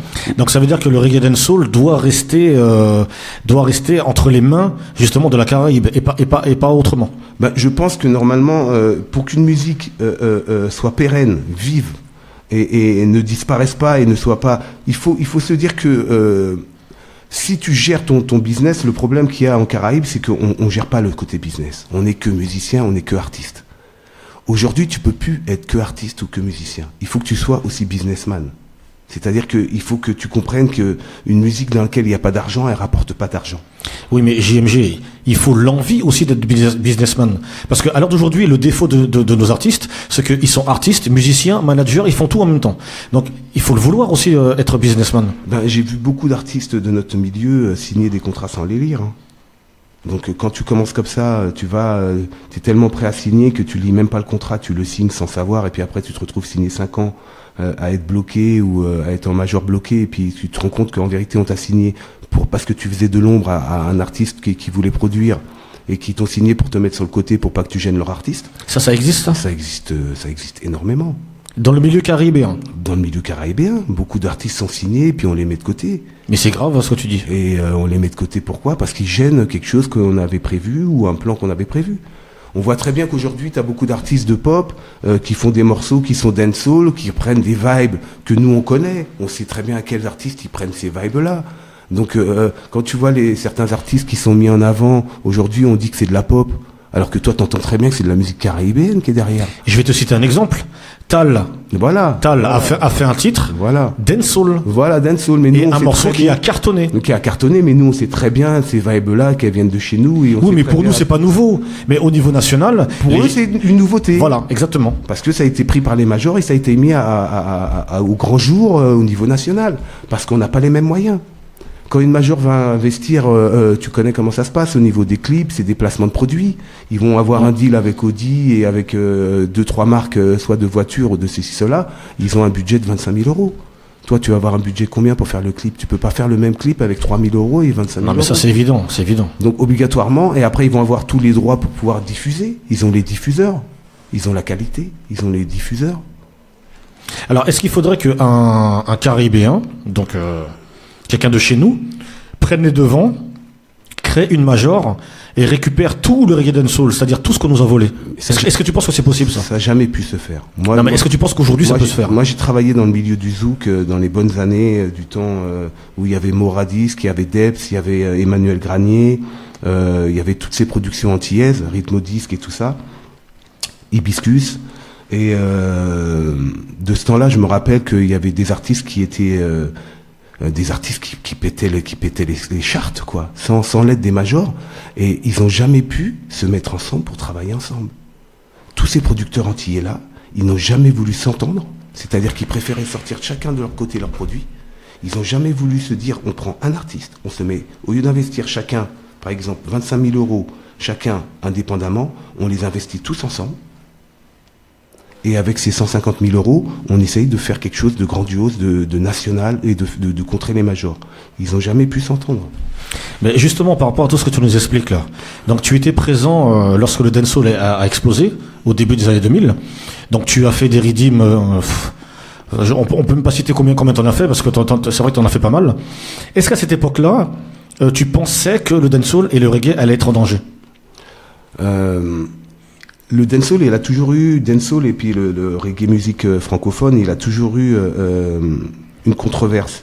C'est-à-dire que la plupart des titres qui ont fonctionné, que ce soit Pierre-Paul Jacques, que ce soit Daddy Naughty, que ce soit les gros titres qui ont fonctionné, ça a toujours été fonctionné grâce aux majors. C'est souvent Sébastien Farran, les gens, les managers de Sony et tout ça, qui mettaient ces musiques-là, des musiques qu'ils choisissaient à la lumière. Mais si tu veux, le milieu de lui-même n'a jamais fonctionné, n'a jamais vraiment fonctionné comme il aurait dû fonctionner. Mais nous, en tant que consommateurs, enfin je suis désolé, mais bon, moi je suis un gros consommateur de musique, et dans ces années-là, il y avait le Cap Sud, enfin il y avait toutes les boîtes et toutes les grosses soirées où tu ressentais que le dancehall était quand même présent. Oui. Les gens étaient productifs. Mais si tu veux, c'était à travers des radios qui n'étaient pas destinées au dancehall. C'était Tropic FM, c'était des radios qui n'étaient pas destinées au dancehall. Le dancehall n'a jamais eu ses radios en national sur la bande FM, n'a jamais eu aujourd'hui des émissions télé sur le câble, des trucs vraiment spécifiques, n'a jamais eu ces rendez-vous pour que les gens du grand public puissent le découvrir. C'est toujours resté quelque chose de caraïbéen qu'on partage, nous, ça a toujours été quelque chose de communautaire, qu'on partage dans la communauté. Et tu penses que c'est un défaut? Ben, je pense que ça te limite. Ça te limite au niveau du public. Quand tu t'adresses qu'à ta communauté, t'es limité à être acheté et à être écouté que par ta communauté. Et, oui, mais c'est assez contradictoire. À partir de ça, il y a des gens qui vont venir dans ce milieu-là, écouter, prendre et aller le mettre en national. C'est assez contradictoire, parce que si un artiste reggae dancehall marche bien au niveau national et pas chez lui, il risque d'être critiqué chez lui. Donc c'est contradictoire. Hein. Oui, mais si tu veux, il s'attaque à la critique chez lui, mais c'est toujours une question de moyens. Quand tu t'adresses qu'à ta communauté, tu ne vas vendre qu'auprès de ta communauté.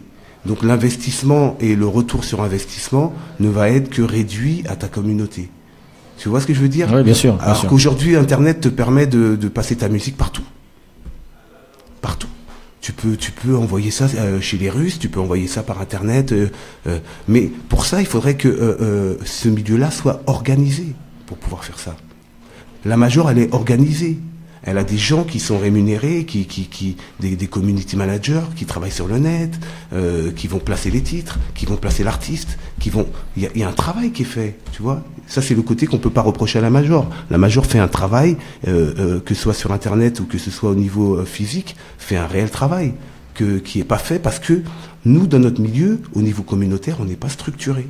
C'est la même chose qui arrive au zouk. Le zouk, c'est une des musiques que tu entends le plus dans le monde entier. C'est vrai. On s'en rend pas compte. Hein. Tu vas dans toutes les boîtes en province, il y a un espace tropical. Tu vas dans toutes. C'est comme ce qui est arrivé à l'afro-trap aujourd'hui.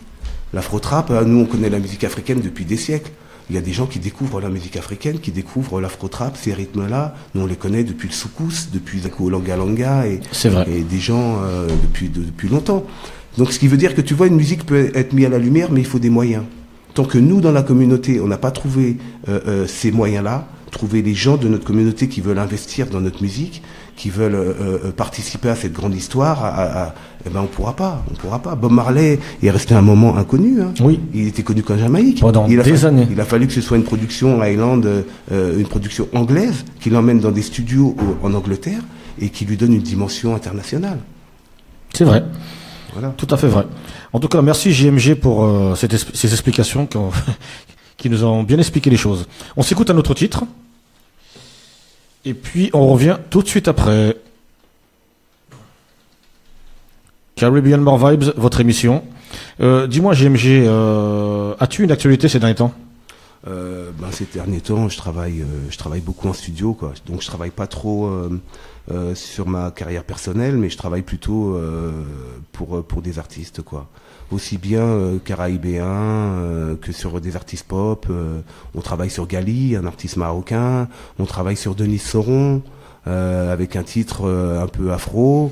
Voilà, on travaille avec Risbo, on travaille avec Jocelyne Bernoir, Rosan Claude. Donc on fait des choses un peu traditionnelles ces temps-ci avec du tambour, des tambours de Dominique Tollio. Voilà, ça bosse toujours, hein, ça bosse. Donc tu as annoncé la chose, donc voici un titre de Denis Sauron qui vient de sortir et c'est encore signé JMG. Apprécié.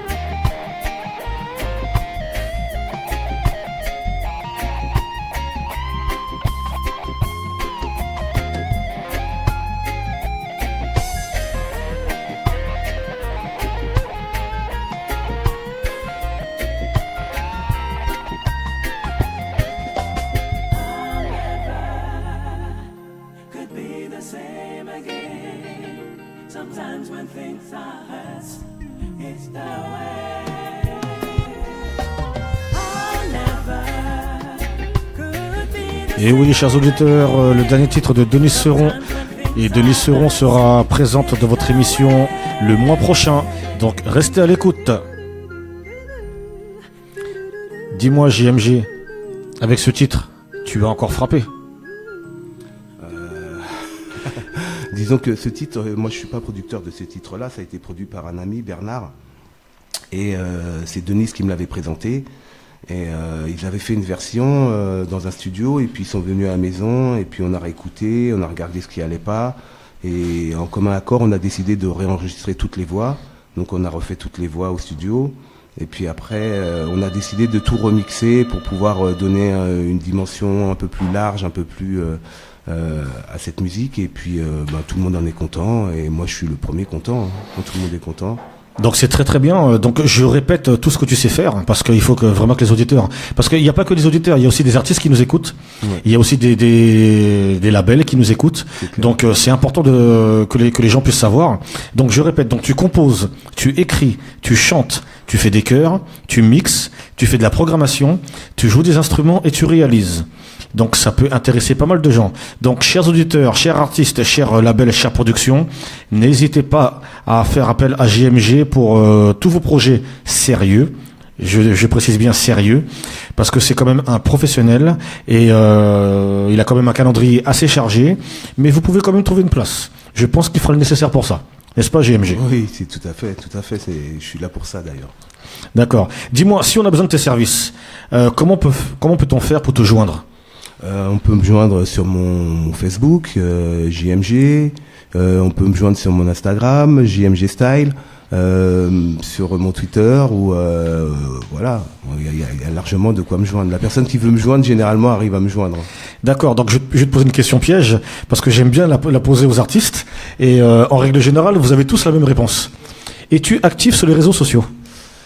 Je vais pas mentir, je suis moyennement actif sur les réseaux sociaux. Mais tu sais que l'artiste a besoin des réseaux sociaux. Ouais, j'ai ma fille qui s'y met un peu là. Donc c'est elle qui va gérer pour toi. Ouais, c'est elle qui gère. Mais c'est très bien, il faut savoir bien s'entourer. Hein. Il faut savoir déléguer. Il faut créer une équipe. Hein. Il faut créer une équipe. C'est très bien. Donc dis-moi. Il y a de la concurrence à ton niveau. Oui, parce que c'est vrai que bon, tu fais pas mal de choses, mais est-ce que tu ressens vraiment la concurrence? Est-ce que cette concurrence t'amène moins de clientèle?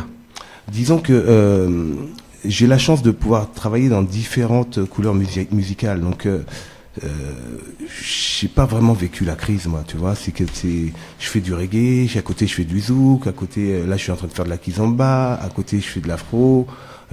Voilà, je suis en train de travailler aussi avec dans le milieu hip-hop, tu vois. Donc j'ai fait pas mal d'instru hip-hop. Ces temps-ci, je suis pas mal dans le hip-hop. Donc le fait que je travaille dans différents milieux, ça me permet de toujours avoir du monde, quoi. Est-ce que tu fais peur aux autres? Non, je pense qu'on n'est pas dans un... Non, mais ce que je veux dire, c'est que la concurrence amène parfois de la haine. Et dans le milieu musical, j'ai déjà vécu des choses. Est-ce que tu fais peur aux autres? Non, parce que je pense que, à la limite, ça... Moi, j'ai connu Pro Tools il y a des années. Tous ces outils-là, je les ai connus il y a vraiment beaucoup d'années. Ça fait beaucoup d'années que je maîtrise. Donc, ce qui fait que souvent, quand je rencontre des beatmakers, des nouveaux beatmakers qui arrivent sur le marché, qui viennent à la maison, et tout ça, ça leur fait pas peur, quoi. Et au contraire, je pense que ça leur donne envie, quoi. Et j'espère que c'est plus ce sentiment d'envie, et ça va les motiver à essayer de fouiller, d'apprendre et de devenir toujours meilleur, quoi. D'essayer toujours d'améliorer notre musique et de porter toujours notre flambeau et porter notre musique le plus haut possible. Voilà. Est-ce que tu es quelqu'un d'ouvert? C'est-à-dire que si un artiste vient, te ramène un projet, est-ce que tu es du genre à vouloir changer les choses à ta façon? Non, ça c'est pas mon boulot. Parce que je connais des programmateurs, je connais des compositeurs qui le font, il y en a même un paquet. Est-ce que toi tu es comme eux? Non, parce que si tu veux, moi j'ai beaucoup de recul face à ça, parce que le fait que je fasse aussi et que je connaisse cette facette d'artiste, cette facette d'avoir sa composition, son petit truc à soi, et qu'on veuille le garder, j'arrive à le comprendre, quoi. Le fait que je suis des deux côtés du miroir, ça me permet d'être plus tolérant, et voilà, je respecte l'artiste. Par contre, s'il va vers le mur, je vois qu'il veut faire un truc qui qui peut pas fonctionner parce que c'est la loi de la musique ou c'est la loi de la science, je vais le remettre sur le rail, je vais lui dire non, c'est pas possible, tu vois. Parmi tous les projets que tu as fait, donc perso et pour les autres, est-ce que tu peux évaluer le nombre de titres à ton actif? Alors en composition, en écriture et tout le reste. Oh, je sais pas. C'est vrai que c'est une question un peu... Parce que rien qu'avec les One Redeem, t'as un One Redeem, t'as entre 15 et 17 artistes dessus. Déjà à la base. Donc déjà avec tous les One Redeem que j'ai fait, avec tous ces artistes caraïbéens, tous les One Redeem de reggae, de dancehall et tout ça, ça fait déjà beaucoup de gens. En plus qu'on rajoute après tout ce que j'ai fait au niveau africain, au niveau hip-hop, au niveau pop, au niveau variété française, ça fait beaucoup de titres. À la SACEM, ça pourrait être aux environs de combien? Je dois avoir, je sais pas, à la SACEM, peut-être à moi-même en tant que compositeur, 200 ou 300 titres. Alors, chers auditeurs, vous voyez bien que JMG est un professionnel, donc il travaille avec tout le monde. N'hésitez pas à le solliciter pour vos projets, parce que c'est quand même important de savoir tout ce que tu as fait. Parce qu'en règle générale, c'est comme une entreprise, on essaie de savoir qu'est-ce que tu as fait avant de louer tes services. C'est clair. C'est pareil. Donc pourquoi je te pose la question, c'est qu'il faut quand même que les gens sachent que tu ne viens pas d'arriver dans le milieu. Non, mais c'est quand même important. Non. Moi, c'est vrai que si je mets ma confiance en quelqu'un, je vais toujours chercher à savoir qu'est-ce qu'il a fait avant. C'est clair. C'est l'humain, hein, c'est tout à fait logique. Hein.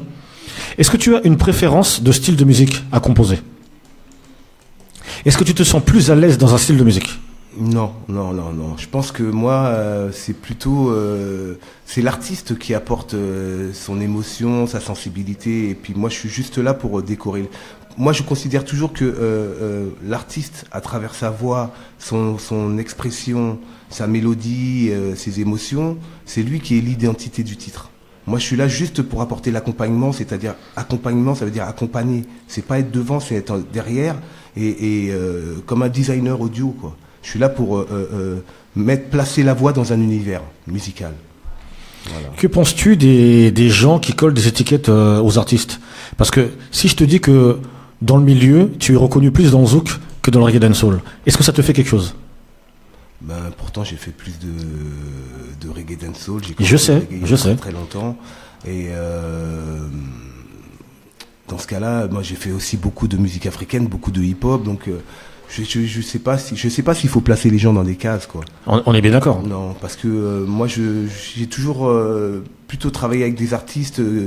J'ai toujours plutôt jugé la qualité du travail de l'artiste pour m'engager dans des projets que de regarder le style musical. C'est pas le style musical. Moi, quand j'ai démarré en tant qu'ingénieur de son, j'ai été enregistrer des œuvres classiques dans des églises, dans des cathédrales, avec l'Orchestre de Paris.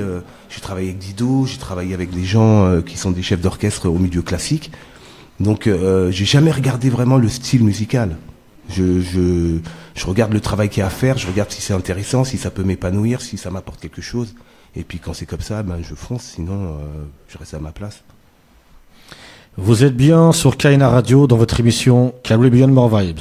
Caribbean More Vibes. Vous l'avez voulu, maintenant vous l'avez. Votre nouvelle émission, un pur concentré de reggae dancehall. Attention, tous les samedis de 21h à 22h avec moi-même Mindo sur KNA Radio. N'oubliez pas, le rendez-vous est pris tous les samedis de 21h à 22h. Check ça.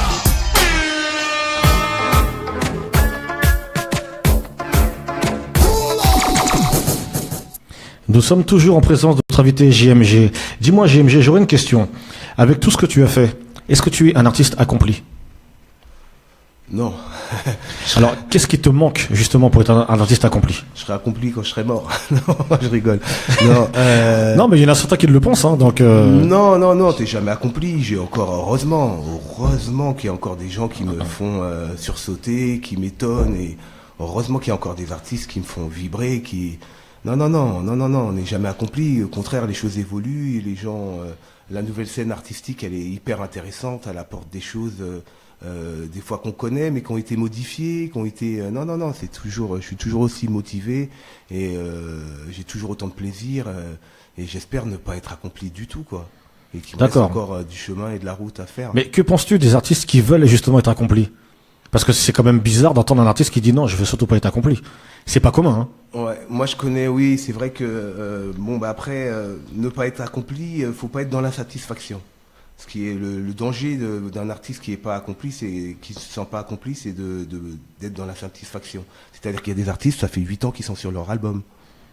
Ah oui. Qui le retravaillent tous les ans, tu les vois revenir, ils retravaillent, et ils sont jamais satisfaits. Mais c'est inutile. L'autocritique est importante pour l'artiste, ça je le conçois. Mais perdre 8 ans, c'est quand même énorme. Ça c'est dangereux. C'est dangereux. C'est énorme. L'artiste qui est perfectionniste, qui veut toujours un truc et qui est jamais satisfait. Il est satisfait sur le moment et dès qu'il rentre chez lui, une personne lui donne une critique, il veut tout refaire. Et l'artiste qui ne sait pas où il va.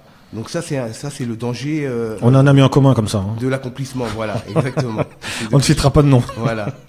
Et donc de ce fait, tu vois, c'est important, c'est quand même très très important de savoir mettre un stop à un moment et se dire que le produit est comme ça, il correspond à un moment de ma vie où je pensais ça, où j'étais comme ça, où j'avais envie d'exprimer ça. Voilà. Et peut-être que plus tard, je ferai autrement, autre chose, peut-être quelque chose de complètement différent, où je serai toujours dans la même vibe. D'accord. On va s'écouter une autre composition de JMG, donc de toi, et puis on revient tout de suite après.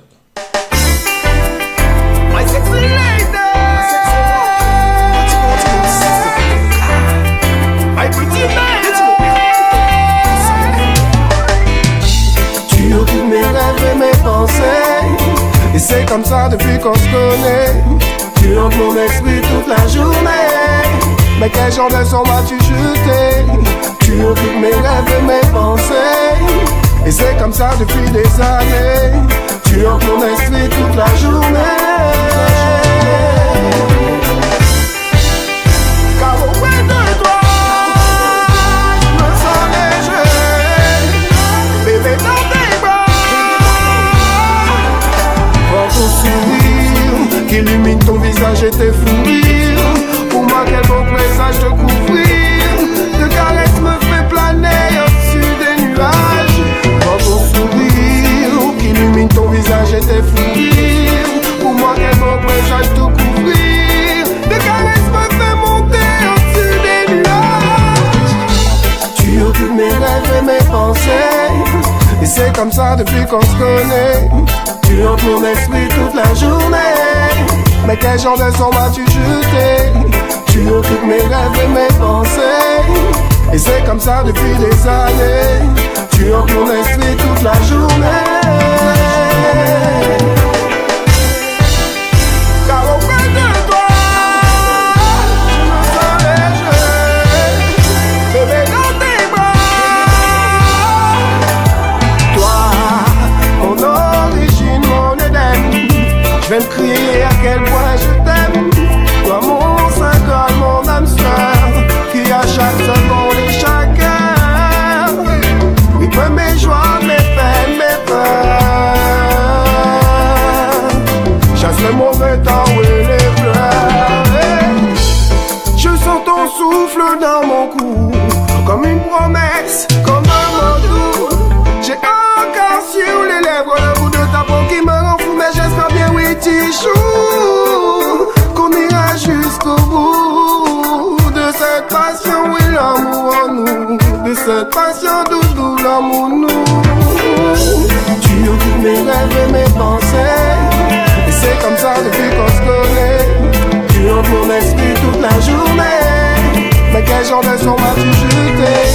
Tu occupes mes rêves et mes pensées, et c'est comme ça depuis des années. Tu hantes mon esprit toute la journée. Tu occupes mes rêves et mes pensées, et c'est comme ça depuis qu'on se connaît. Tu hantes mon esprit toute la journée, mais quel genre de son m'as-tu jeté? Tu hantes mon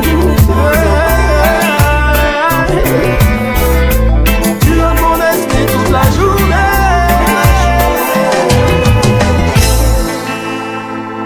Une excellente composition de JMG pour un artiste Dom Lion.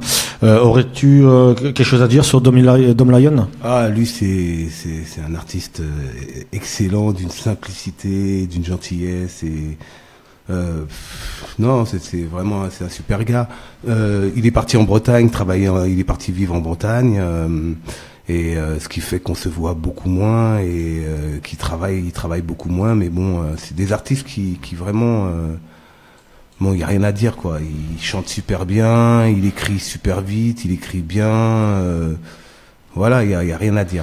Donc il y a un réel plaisir à travailler avec cette personne. C'est clair, c'est clair. Eh ben, c'est très important. Chers auditeurs, chers artistes et chers labels, si vous voulez joindre JMG, n'oubliez pas, il y a son Facebook, donc JMG Style, et Instagram, c'est bien ça, hein, JMG Style. Donc n'hésitez pas à le solliciter pour toute programmation, composition, mix. J'insiste sur le mix. J'insiste parce que j'ai une petite anecdote à dire. J'ai eu l'occasion de participer à un podium à Colombes et lorsque l'artiste avec qui tu avais travaillé, JMG, a passé son titre et lorsque j'ai écouté l'artiste suivant, j'ai pris une claque parce que le son que tu arrives à amener aux artistes, c'est franchement, sans prétention aucune, hein, c'est incomparable.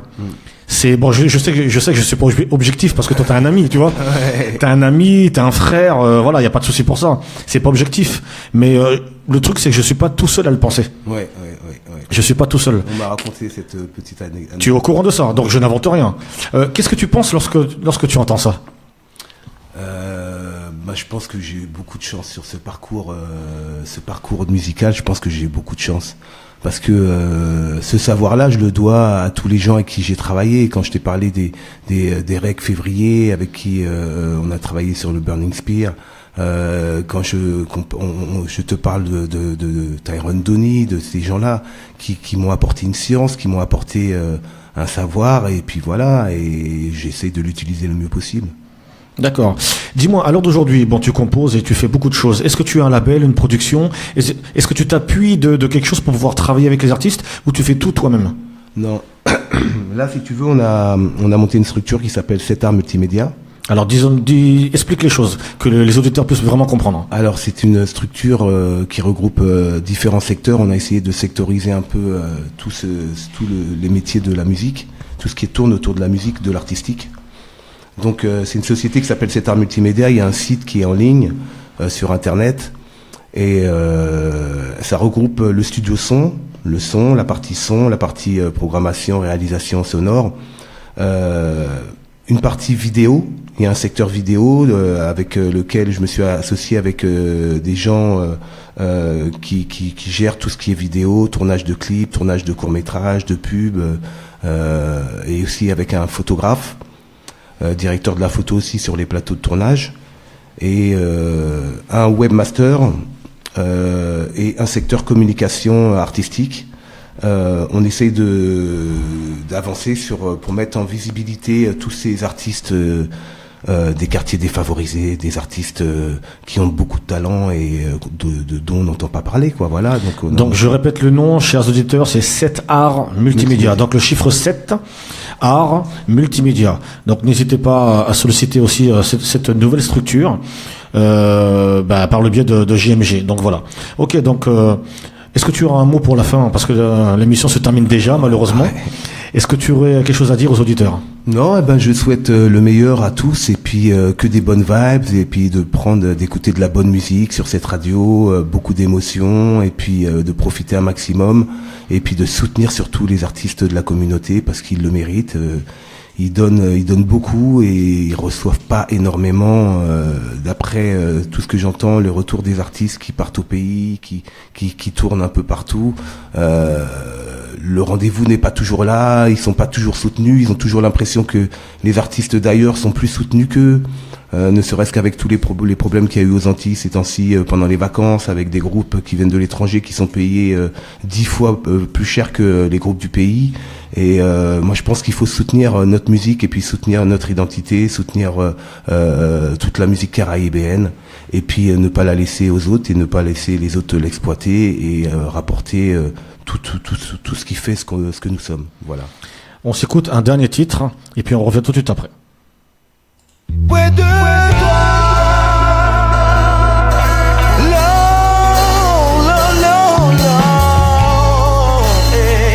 oh. Quand je suis près de toi,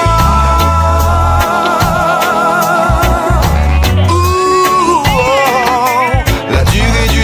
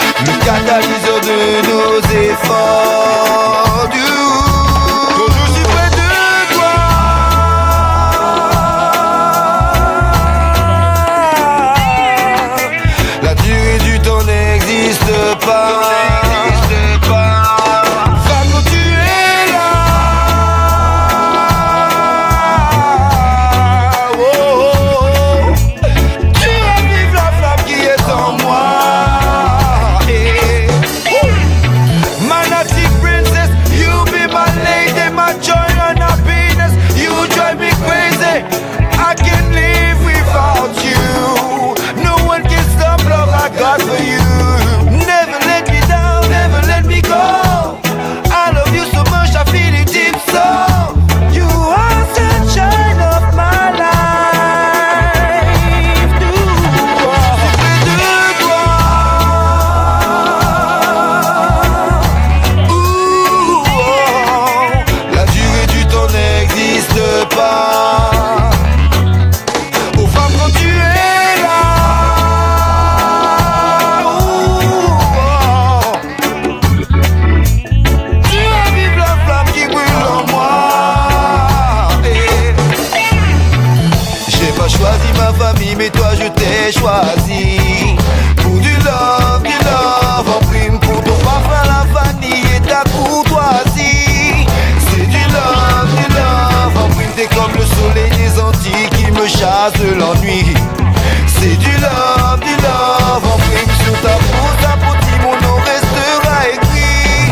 Car c'est du love en prime.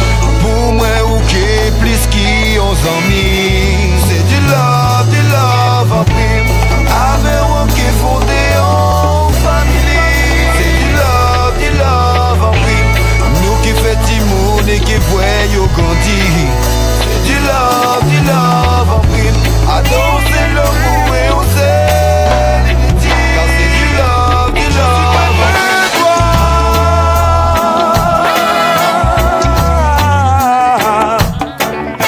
La durée du temps n'existe pas. Aux femmes quand tu es là.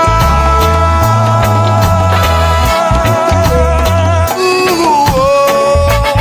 Tu ravives la flamme qui est en moi. Et quand je suis près de toi. Oh. La durée du temps n'existe pas. Aux femmes quand tu es là.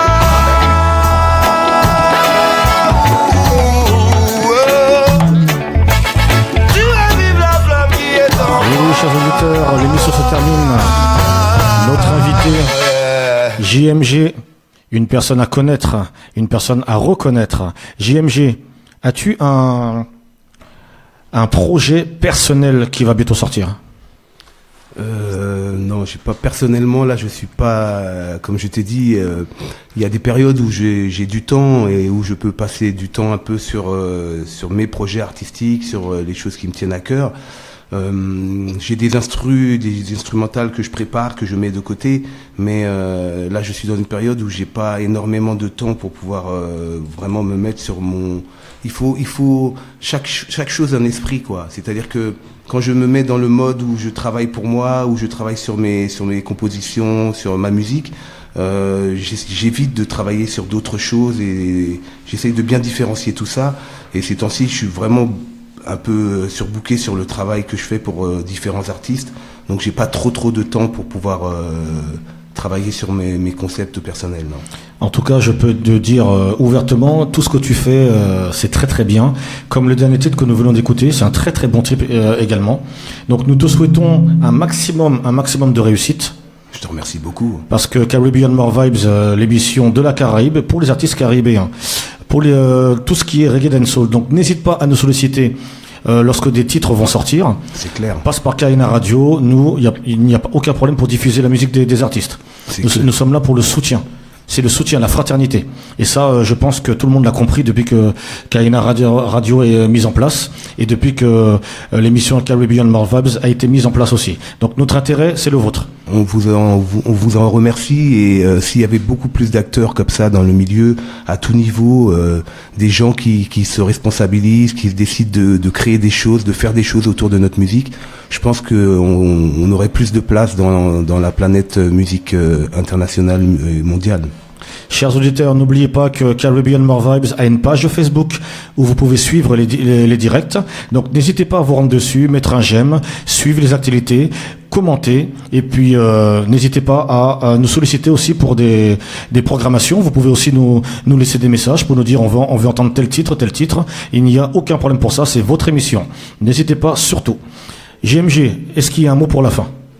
Eh ben, big up à vous et puis longue vie à KNN. Kaina. Kaina Radio. Merci beaucoup, GMG. On espère beaucoup te revoir prochainement. Un grand merci pour cette interview. C'est moi qui parce vous remercie. que nous savons très bien que tu es un artiste qui ne fait pas trop d'interviews. À la Mylène Farmer, je devrais dire.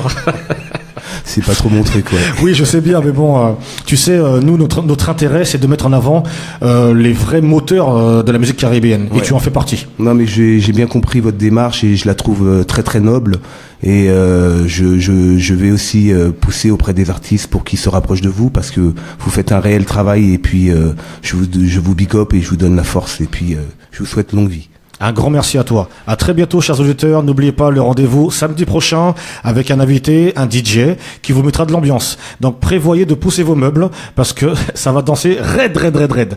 Très bonne fin de journée à vous. Passez un très bon week-end et puis à très bientôt. Et restez connectés sur Kaina Radio, la vraie radio de la Caraïbe. Caribbean Mobile. Vous l'avez voulu, maintenant vous l'avez. Votre nouvelle émission, un pur concentré de reggae dancehall. Attention, tous les samedis de 21h à 22h avec moi-même Mindo sur KNA Radio. N'oubliez pas, le rendez-vous est pris tous les samedis de 21h à 22h. Check ça.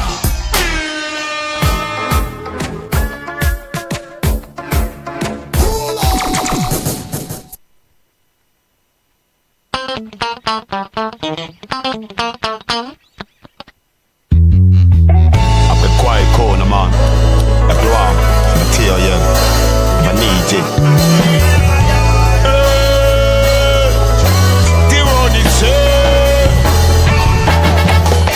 Ça court après la gloire, ça court après la maille. Pour du matériel, tous les jours ça se chamaille. Ça maintient le peuple sous son joug comme du bétail. Pour nos amours en chair, en gros ou en détail. Ils sont forts pour contrôler ton esprit et piloter ton mental. Forts pour faire en sorte qu'en toi le tout s'installe. Face à ça, ne sois pas fragile comme un pétale. Rappelle-toi que Dieu est là, pas seulement quand ça va mal. J'ai du mal à croire encore jusqu'à aujourd'hui. Il y en a qui perpétuent la haine entre ennemis. J'ai entendu dire que l'esclavage est aboli. Sûrement dans le pied mais pas dans l'esprit. Aujourd'hui les maîtres du monde, le chef d'État, les boss de banque, les juges, les médias, scroll and bond from the secret society. Ils sont là pour bien établis. C'est soit tu te rebelles, soit tu subis. Ça court après la gloire, ça court après la maille. Pour du matériel, tous les jours ça se chamaille. Ça maintient le peuple sous son joug comme du bétail. Pas nos amours en chair, en gros ou en détail. Ils sont forts pour contrôler ton esprit et piloter ton mental. Forts pour faire en sorte qu'en toi le tout s'installe. Pas que ça ne soit pas fragile comme un pétale. Rappelle-toi que Jah est là, pas seulement quand ça va mal. I give thanks and I say amen. Manipulation de l'opinion publique, c'est eux-mêmes. Si les guerres et génocides s'entretiennent, c'est eux-mêmes. L'insécurité qui la provoque, c'est eux-mêmes. Les mêmes qui sont venus nous chercher pour nous ramener dans les cales de bateau. Les mêmes qui nous tendent la perche pour après nous